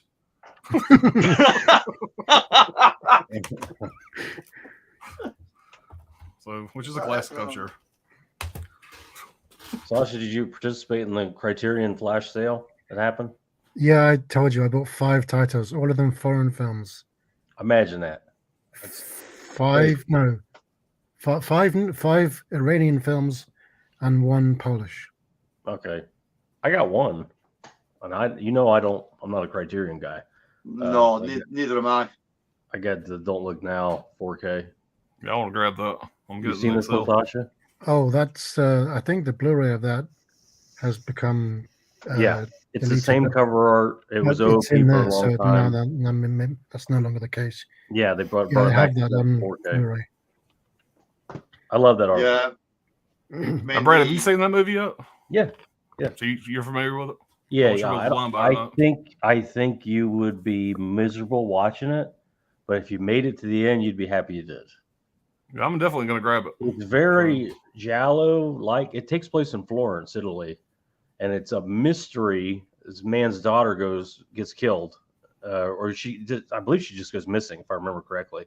And obviously, he's searching the city for her, and all these killings are happening around the city. And it's about the reveal. It's the last 10 minutes. That's what the movie you're working towards. But it's kind of dull the whole way through, and you kind of don't know. Now, is it dubbed? You got subtitles or? No, it's American. Okay. Yeah, Donald Sutherland and I can't remember the broad. Yeah, she was in Dr. Zhivago. Julie Christie. Julie Christie, yeah. All right. But yeah, it's a good one, yeah. You know, I don't Yeah, pick I up mean, Criterions unless I absolutely have to. yeah, I mean, I'm pretty much the same. I mean, Christ, you know my choice of trash film. Criterion would never put any of this stuff out, but I Hey, own, they put out Armageddon. Whoa. Whoa. Oh, No, well, you guys take care. Armageddon's I like it. They put out The Rock, the Steve Zissou. They throw a few in there to try to shake off that pretentious, Yeah, well, stench. the only 4 Criterion that I own: The Adventures of Baron Munchausen, The Brood, Jabberwocky, and Fast Times at Ridgemont High. Well, Fast Warner, Times is a great one. I like the Brood too. Yeah, you got a Criterion count, Sasha, at your house, or is it just every Criterion that comes out? Oh no, I'm selective. I'm not buying everything they put out. Mm-hmm. There's more films of theirs that I don't have than the ones that I do have. Okay. Yeah, well, they got like 1,200. They have 1,300 titles. 1,300 titles. Yeah, something like that. I think I have about 50, maybe 60 Criterions. I'm going to get the others 4K when it comes out this month. I'll get that. Well, when the next Criterion sale, I'll get it. Yeah, I'm going to grab that one also. but yeah, I mean, it's like I've said before, the whole Criterion thing in the UK. If obviously you go to a HMV or something like that, we hardly stock anything Criterion. I imagine they're pretty expensive to import. I would imagine, but I don't know if they may ship internationally. For all I know, direct from Criterion. I'm not sure. I'm not sure. They're actually cheaper to get here than in America, but wow. Okay. From America. Yeah, that's surprising. Now, do they have to come with the rating codes, even though they're American releases? If they sent over the UK? Well, they're not American releases. That's the thing. That the UK made, so they. Oh, okay. So it's a UK version of it, whatever. Yeah. Saying that though, dozen UK Criterions. Every other one I own is American. So I guess it's not the Arrow UK and the Arrow US sites, whatever. I guess Criterion's has got a UK division. But I guess. But I'm looking at my Criterions here, and there is no BVFC logo on them. Not on the spines, but on the front and back there is. Oh, is there? That's the way they do it. I suppose that's a good idea. If it sits on the shelf, you can't see it. Now, are they Region B over there or Region A? Region B. A and B. Region B. I didn't know they had a UK arm. I didn't either. Yeah, I remember Tootsie was one of the first. Whenever Tootsie came out, that was when they started. Maybe 2018. Yeah, that's when I seen it in theaters. I've always been a fan of that movie. I haven't seen that movie in probably 25 years. But I remember seeing it in theaters, and it was a big deal when it came out. Yeah, it was.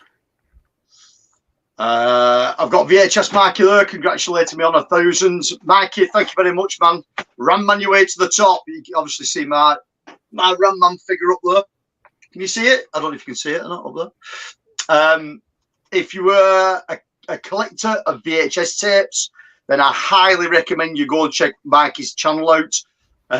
It is brilliant. It's one of the most funnest, most entertaining VHS shows on YouTube. It's phenomenally good.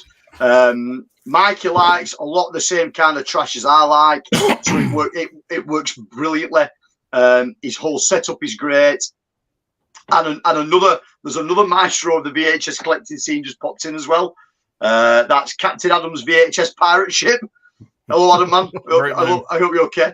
Yeah, I mean, go and check out these guys' channels. If you like collecting VHS tapes, check these two guys' channels out. They are phenomenally good.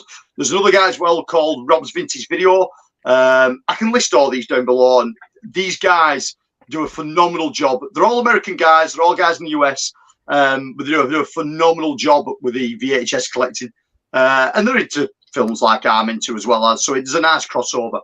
But go and check their channels out. They're really, really good. Really good. Mike saying thanks. You really ought to. Mike say hello to the captain. You really ought to reach out to Tony. Tony's got a huge VHS collection that he never shows off. Yeah, he saved a lot of his shit back in the day. He never All got rid of of it. the- So all sealed and hundreds and hundreds. Yeah. Of tapes. yeah. Yeah, and I don't think he's has he ever really showed much of his VHS collection on camera? Not I've seen much. the odd bits. Yeah, not much. They're worth a lot Do of you have money. the ability to and play VHS tapes, or do you just collect them and not watch them? He No, did- he did Tony, both. sorry, stop me. Well, he did both. Like he would buy one and keep one sealed, type of thing. But the thing is, they're worth a lot of money. And whenever he's shown them a few times before, but the comment section would always be like, you're bragging, or sell them and send the money to Ukraine. Like people like to pick on Tony for whatever reason. Yeah. So he just stopped doing it. But yeah, he's got all anything you can think of, he's got it on VHS. Yeah, I mean, my collection of tapes, obviously, people know my dilemma here. I have no space. I'm really running out of room. So collecting tapes in the UK is a bigger headache than it is in the US, because all the boxes were a lot bigger. The tapes are huge in the UK. Yeah, so if you look at an X rental tape in the UK, it's like that. Yeah. You know what I mean? I like the US style. I remember first time I went to America, I bought True Lies and The Good, the Bad, and the Ugly on Jurassic Park and other stuff. And I remember seeing the different style of packaging. I liked it. Just I do. Just the slip box on the card. It's great. We did have we had some that came in the clamshells that were similar to that size there. Disney Disney had like a clamshell plastic thing, because they're for kids, and kids are going to be pulling them off the shelves and stuff like that. A little more durable than the cardboard, sliding from the bottom. But now those cardboard sleeves, obviously 30 years on, if they're in mint condition, they're worth a lot of money, because that's the first thing that got screwed up. Yeah. So I would love to add more to the collection, but space is a massive issue. But what I like is it's. I mean, I can't really show you, but it's sat right in front of me here. Is my TV VHS combo, but I've got a 20-inch. I've got a 20-inch version, where most combos were only 14-inch. This one I've got here is a 20-inch Daewoo, and it looks fantastic. So all my VHS watching is through that, and a lot of this stuff behind me is sort of like weird nostalgic stuff. You know what I mean? Tapes like, when you say a lot of it, you mean all of it? All of it, yeah. Films like Metal Storm and stuff like that. It's but it is becoming expensive over here as well, especially the Video Nasties tapes. The Video Nasties tapes will cost you a small fortune. It's Mike Husseini. They go for a lot. Crazy money. Mike Husseini likes the library case that we've got. They are cool, Mike, and what I do like about them is I can get one out for sure. Extra or two, for example. Some of the companies color coordinated the cases to match what it was. Some companies, you knew what kind of film it was by the color of the case. Palace Pictures had gold ones and purple ones and white ones and all kinds of stuff. So the aesthetic of them looks brilliant. You know what I mean? And weirdly, even the smell when you open one, you know what I mean? You get that sort of like nostalgic smell comes from it. But I would love more, but they are just a space killer. You know what I mean? It's when you're saying to Alan that you hate the US cases, you prefer the UK cases for Blu-rays. Is that because they're thinner? You like the thicker ones? Or did I misunderstand you? No. I one of my bugbears with Blu-ray. It's just Mikey says he sniffs tapes too. Yeah, the least of it. Yeah. I did that once on a live stream, and I don't remember why I said this smells like Back to the Future. If Back to the Future had a smell, it would smell like this. It made sense in my mind.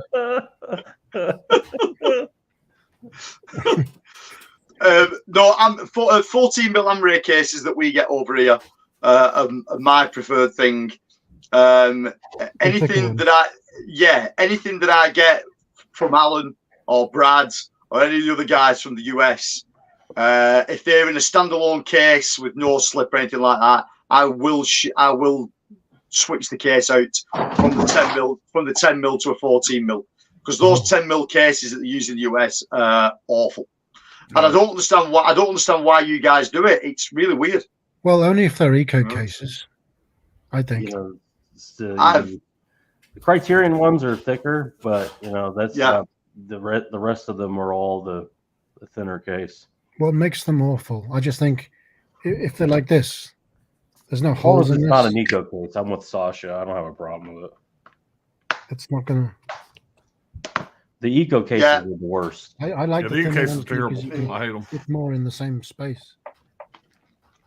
Yeah, but what I tend to find with them, even the non-eco case, are still really, really flimsy.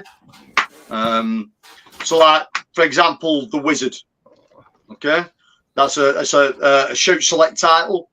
It's double disc. Okay, it's not an eco case, because I have seen eco cases on double discs as well, but it's the most thinnest, flimsiest thing you've ever seen. Quality too. They're very in quality. Some of them are This is like a UK one, but I put it in a US one. Yeah, some of them are Viva Elite. They're a little bit better quality as the Blu-ray cases. I just ordered some of these blade cases, whatever, and you know these are the thinner cases, whatever. But it's a lot more durable than a lot of stuff you get, whatever, with these releases. I've received a lot of 4-disc sets in 2-disc cases. They just stack the discs, so I need to get some 4-disc cases. I think. Yeah, I mean, I've had some good deals on 14 mil black Amaray Blu-ray cases recently, and I think they worked out at about 79 pence each. I think through a seller on eBay. Oh. So if anybody needs, I'll send you the link to it. And the quality was really good, because that is a good price. Because what I was finding, Second Sight are murder for releasing some things in black and some things in blue. And I like all my Second Sight stuff to be in black. So I bought a case load and just switched all my Second Sight stuff out into black ones. Black cases are kind of rare here. You know, certain companies do have them, and to me, it's a lot. I like it a lot better if it's a black case. Too. And they're not transparent when you open them up as well. I like that. You can't see the inside from the other side from the inside. Yeah. I'm sure it's not going to say it, but it says Elite right there. If you see that on the case, that's the premium brand, Viva Elite. Or these are really heavy duty, even though they are. I'm looking for a red one. I want a 2-disc red 11 one from the Total Recall. I just made it. I can help you out there, mate. I will post you one. If you private message me your address, I've got loads. I've got loads of red 2-disc ones, mate. I'll send you some. Are they thin, like the thinner type, or US? Or I think I've got both. I think I've got 10 mil and 14 mil, because at one point 88 Films on the Slasher Classics line were releasing them in 10 mil red 10 mil cases, and I never liked them, so I switched them all out for standard blue. Oh. Yeah. Well, when the I've got red, I think it should match. Thank you. I appreciate that. No, you're welcome, mate. You're welcome. If I can help people out, I will do. For you, I will.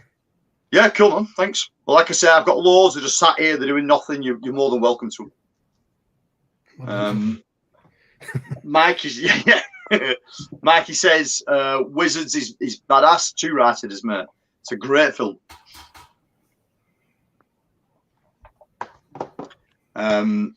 But yeah, it's I don't mind sort of like standard studio release stuff coming in blues, but when boutique companies are all over the show with how they release stuff, it just gets on my nerves. 88 Films are the worst for it. You know what I mean? They use black, they use blue, they use red. You know what I mean? They use clear, they use everything. The only 88 films I have are Jackie Chan ones. No, and they're all martial arts films. You got to get into the Cat 3s from 88 Films, Sasha. You would love those. Yeah, they'd be a huge fan.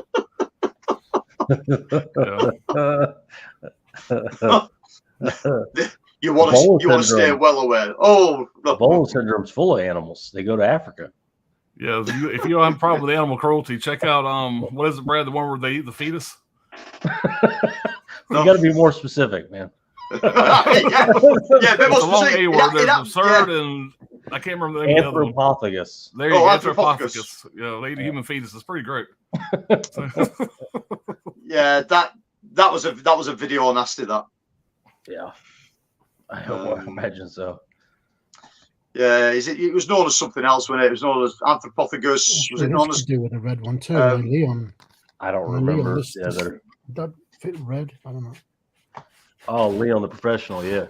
Yeah. Yeah, I think the only thing I've currently got in a red case, if I can find where it is. Oh, it's there.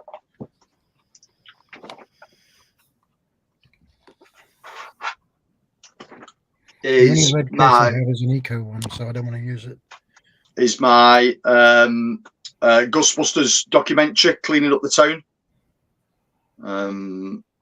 That came in a red. I don't think I know that. Oh, it's a brilliant documentary. If you like Ghostbusters, I mean, I'm Ghostbusters obsessed, but if you like Ghostbusters, it's the best definitive documentary you can watch on it. It's great. Oh, it speaks to all. Is it a unofficial documentary? No. It's an official release. It was put out by Screenbound. There's like a nice booklet in it, and it's cool. You can get it secondhand for next to nothing now. Sometimes it pops up in CEX every so often. It costs you about £6, something like that. But it's definitely worth a pick up. I think it's like 6 hours long or something like that. It's crazy how much how much footage they've got on it. It talks to the actors. It talks to the directors. It talks to the special effects departments. It shows you how they did the special effects. It's brilliant. It shows you how they built Marshmallow Man, how they built Slimer. It's really good. But it's called Cleaning Up the Town, Remembering Ghostbusters. I'll have to look into that. Yeah, man, it's good. But that's the only thing I've got in a red case at the moment. Yeah. Well, Tony, once again, man, congratulations. But I'm gonna have to jump off here. Thank you very much. Yeah, man. Thank you very much for coming on, man. I love your channel, man. You're a good guy. You definitely deserve it. Thank you. So, thank you, mate. It's much appreciated, man. Yeah. I'd like to say, you guys are great.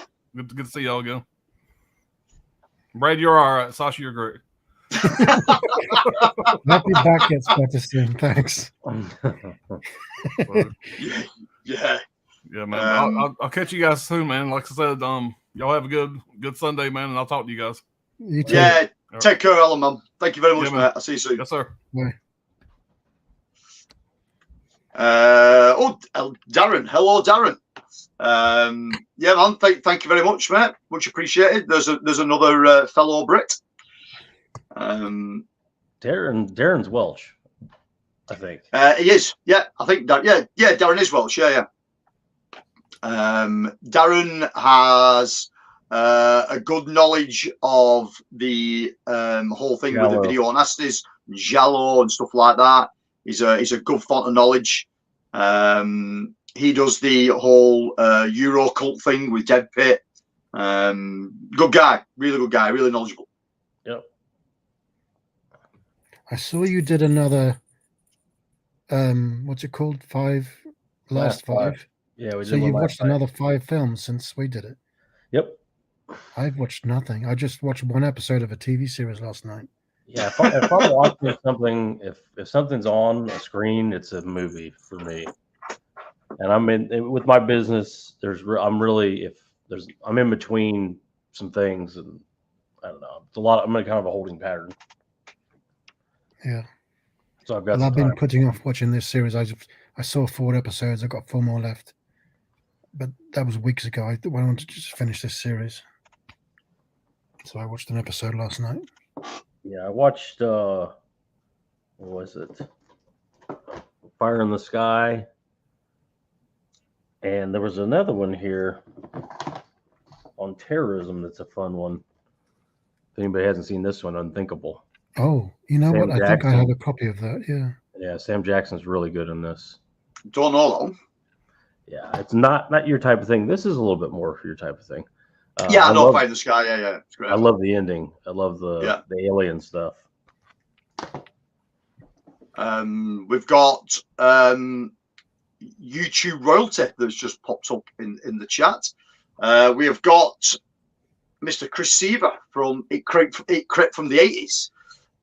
Chris has the single best 80s nostalgia channel on YouTube.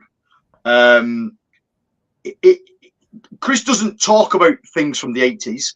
I think Chris time travels from the 80s to the present time, then to try and travel back. The guy is an unbelievable font of knowledge about 80s stuff. It puts me to shame massively. Lovely guy, really approachable. He's a low-budget filmmaker as well as. Again, it'll be another one. I'll leave some descriptions down once I've finished here. But you may know him through me talking about him through these, if you give me a second. I'll do, yeah. So you will find him through the releases that he puts out of a thing called Saturday Morning Sleepover, where he curates about 8 hours worth of footage of Saturday morning kids TV, whether that was TV shows, cartoons, adverts. It's like a big montage of stuff, but he themes them. So that was a Halloween one. The second one was called Nostalgia Blaster. The third one was called Retro Warriors. And the fourth one is called The 80s Strikes Back. These are brilliant, especially for someone like me, who just sort of like bathes in this kind of stuff. Chris puts on these sort of events in his own home, and it's called Saturday Morning Sleepover. And he invites friends round. He has a huge cinema room at home, and he curates all these things, and they all just sit around in their pajamas all day in front of a big screen and just watch Chris show sort of 80s stuff after 80s stuff after 80s stuff. It's just like a complete montage of it. And I chatted to him about it, and he decided to put them onto disc so other people could sort of experience it as well as. And these are great. He doesn't do loads of them. I think he does 20. I think he does 25 at a time. And every time he does one, I ask him, will he put my name down for one? And he lovingly sends me one over, and it's done. And they are absolutely brilliant. If you're into this kind of stuff, then go and check it out. But Chris, his channel is amazing. He's a fun guy, a really fun guy. He's not saying I'm humbling him, mate. It's the truth. You are the main 80s guy, 80s guru on YouTube. There isn't anyone better. Watching your stuff always brings a smile to my face. I know you don't do as much videos at the moment because you've been tied up with other things, especially making a new film. But when you put new content up, mate, and for a minute, the second I see the thumbnail, I know I'm going to enjoy it. I know I'm going to enjoy the experience because it's the kind of stuff I gravitate to as well. So it's great. Thank you very much for joining in the chat, mate. Mike says that's sweet. He's going to check out Chris's channel. I think the thing what you'll find with my channel on here especially is I do a lot of things with Brad and the guys. So you'll find myself and Brad and Alan and Brian and Anthony and people like that. We do a lot together. But because I have this fondness for the weird 80s stuff as well as that, these guys probably haven't got as much as what I have. You know what I mean? That's my whole ethos, is that kind of stuff. Then I gravitate off to some other people as well as, and I found Chris. I think I found Chris when I first started my channel. And I've something ever since, and the content's really, really good. And then obviously the VHS side of things, it lends itself a bit funny on YouTube because you've got some guys that are like super nerdy about it, and they're like really pretentious with it. And then you've got the guys likes of Adam, likes of Mikey, likes of Gareth, Video Tastes from the UK, who love collecting VHS, but they like having fun with it as well. and that's my thing. So you know what I mean. I gravitate to them guys as well. So people that come in and around my channel will probably find these other things as well as that sort of going in around my channel. Tony says, I like all 80s shows, 80s content.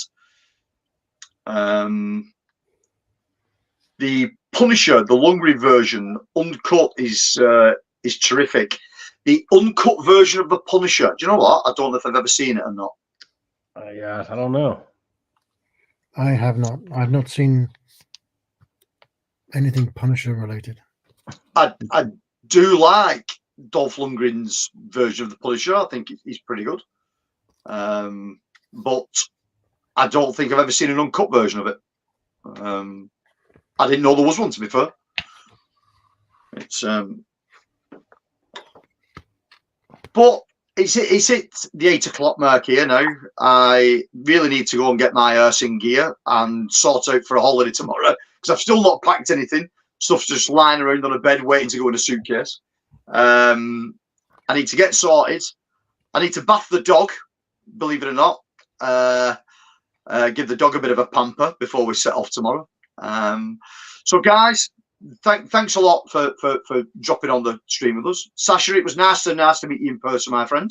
We'll have to do this again more often, considering we're in the same time zone. Yeah. Because Brad knows how much trouble I've had with guys in the UK, sort of trying to find somebody in the same time zone that can still sort of chat this kind of stuff, because there isn't many of us. We're quite a rare breed within the UK. There's a few, but the ones that hey, thank God. Thank God there's only a few. Yeah. Yeah, some of the guys that I've come across in the UK are way too serious about this kind of stuff, and that's not me.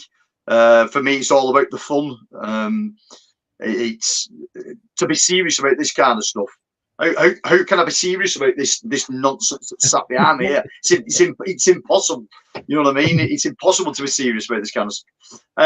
But it's always nice to find somebody else within the UK, mate. So we'll have to do a little bit more together. Brad, it's fun as always, mate, having you on the stream with me. We'll go through the chat quick, and then we'll get out of here because it's 8 o'clock now. Chris said from the 80s, I still need to grab the Blu-ray of the Punisher. I hear Umbrella are doing a release of it. I'm not sure, mate. I'm not sure though. If Umbrella are doing it, I would imagine that it'll be okay. Quantum Leap, the TV show, I've got the complete box set of Quantum Leap. I love Quantum Leap. Quantum Leap's fantastic. Tony from Basement Blues said, enjoy my holiday. I will do, Tony. You know me, mate. I love a vacation. Daniel Garcia says, Killer Party from 1986 is wicked. I'm not sure on that one, pal. I don't know that film. Chris said, congrats again. Had a blast. Never say die. Cheers, man. Again, Chris, mate. We'll have to do something soon, mate. I know the last time I had you on my channel, I just sort of fanboyed all over you and drooled for about an hour. So you'll have to come back on, mate, and I'll put my big boy pants on, and we'll chat seriously. You know what I mean? Oh, I should tell you, I ended up buying The Exterminator because of what you said about it. Right. You were praising it so highly, I bought it. Oh, it's fantastic, mate. And if you like the first one, check out the second one that 101 Films did, Exterminator 2. It's just as good. It's just as fun. Yeah. Daniel Garcia said the Raid from 1986 is a mix from The Crow and Fast and the Furious. I don't know. I like the Raid. It's a really, really good film. Yeah. Chris said, yeah. God, I'd stop me to using my phone for doing this. I'm putting people in timeouts. I'm banning people. I'm doing all kinds of it. Chris said, yeah, absolutely. We'll have to do some. Definitely, mate. Night of the Creeps is fun. It certainly is, Daniel. And Phantasm 2. Phantasm 2 is my favourite. I think I second that. Yeah, I love Phantasm 2. Phantasm 2 feels more like a straight up 80s action film than anything else. It's brilliant. I love it for it. Well, no, gentlemen, thank you very much for dropping on. It's been a nice way to spend the Sunday evening. Like I said, Brad, thank you very much, dude, for being here virtually the whole step of the way to me getting to 1,000. It's been one of those. We've known each other for a while now. It's always fun doing this kind of thing with people you know. You know what I mean? It's a shame we couldn't get more on, but such is life. And again, Sasha, man, it's been lovely meeting you, dude, for the first time. And again, mate, we'll put our heads together and we'll do some stuff if you want while we're in the same time zone. Yeah, sure, of course. Likewise. Yeah. He's a big sci-fi guy, so I'm sure you got a lot of commonality there. Oh yeah, I mean, I don't know if you've seen my sci-fi videos, but there's nothing serious about my sci-fi collection, Sasha. So it's a real crazy sci-fi. Crazy sci-fi. Again, thank you to everybody that's been sat in the chat. Thank you to everybody that's viewed this live. Thank you to everybody that's going to view this on the replay. Take care, everyone. We'll see you all again soon. Goodbye. Bye.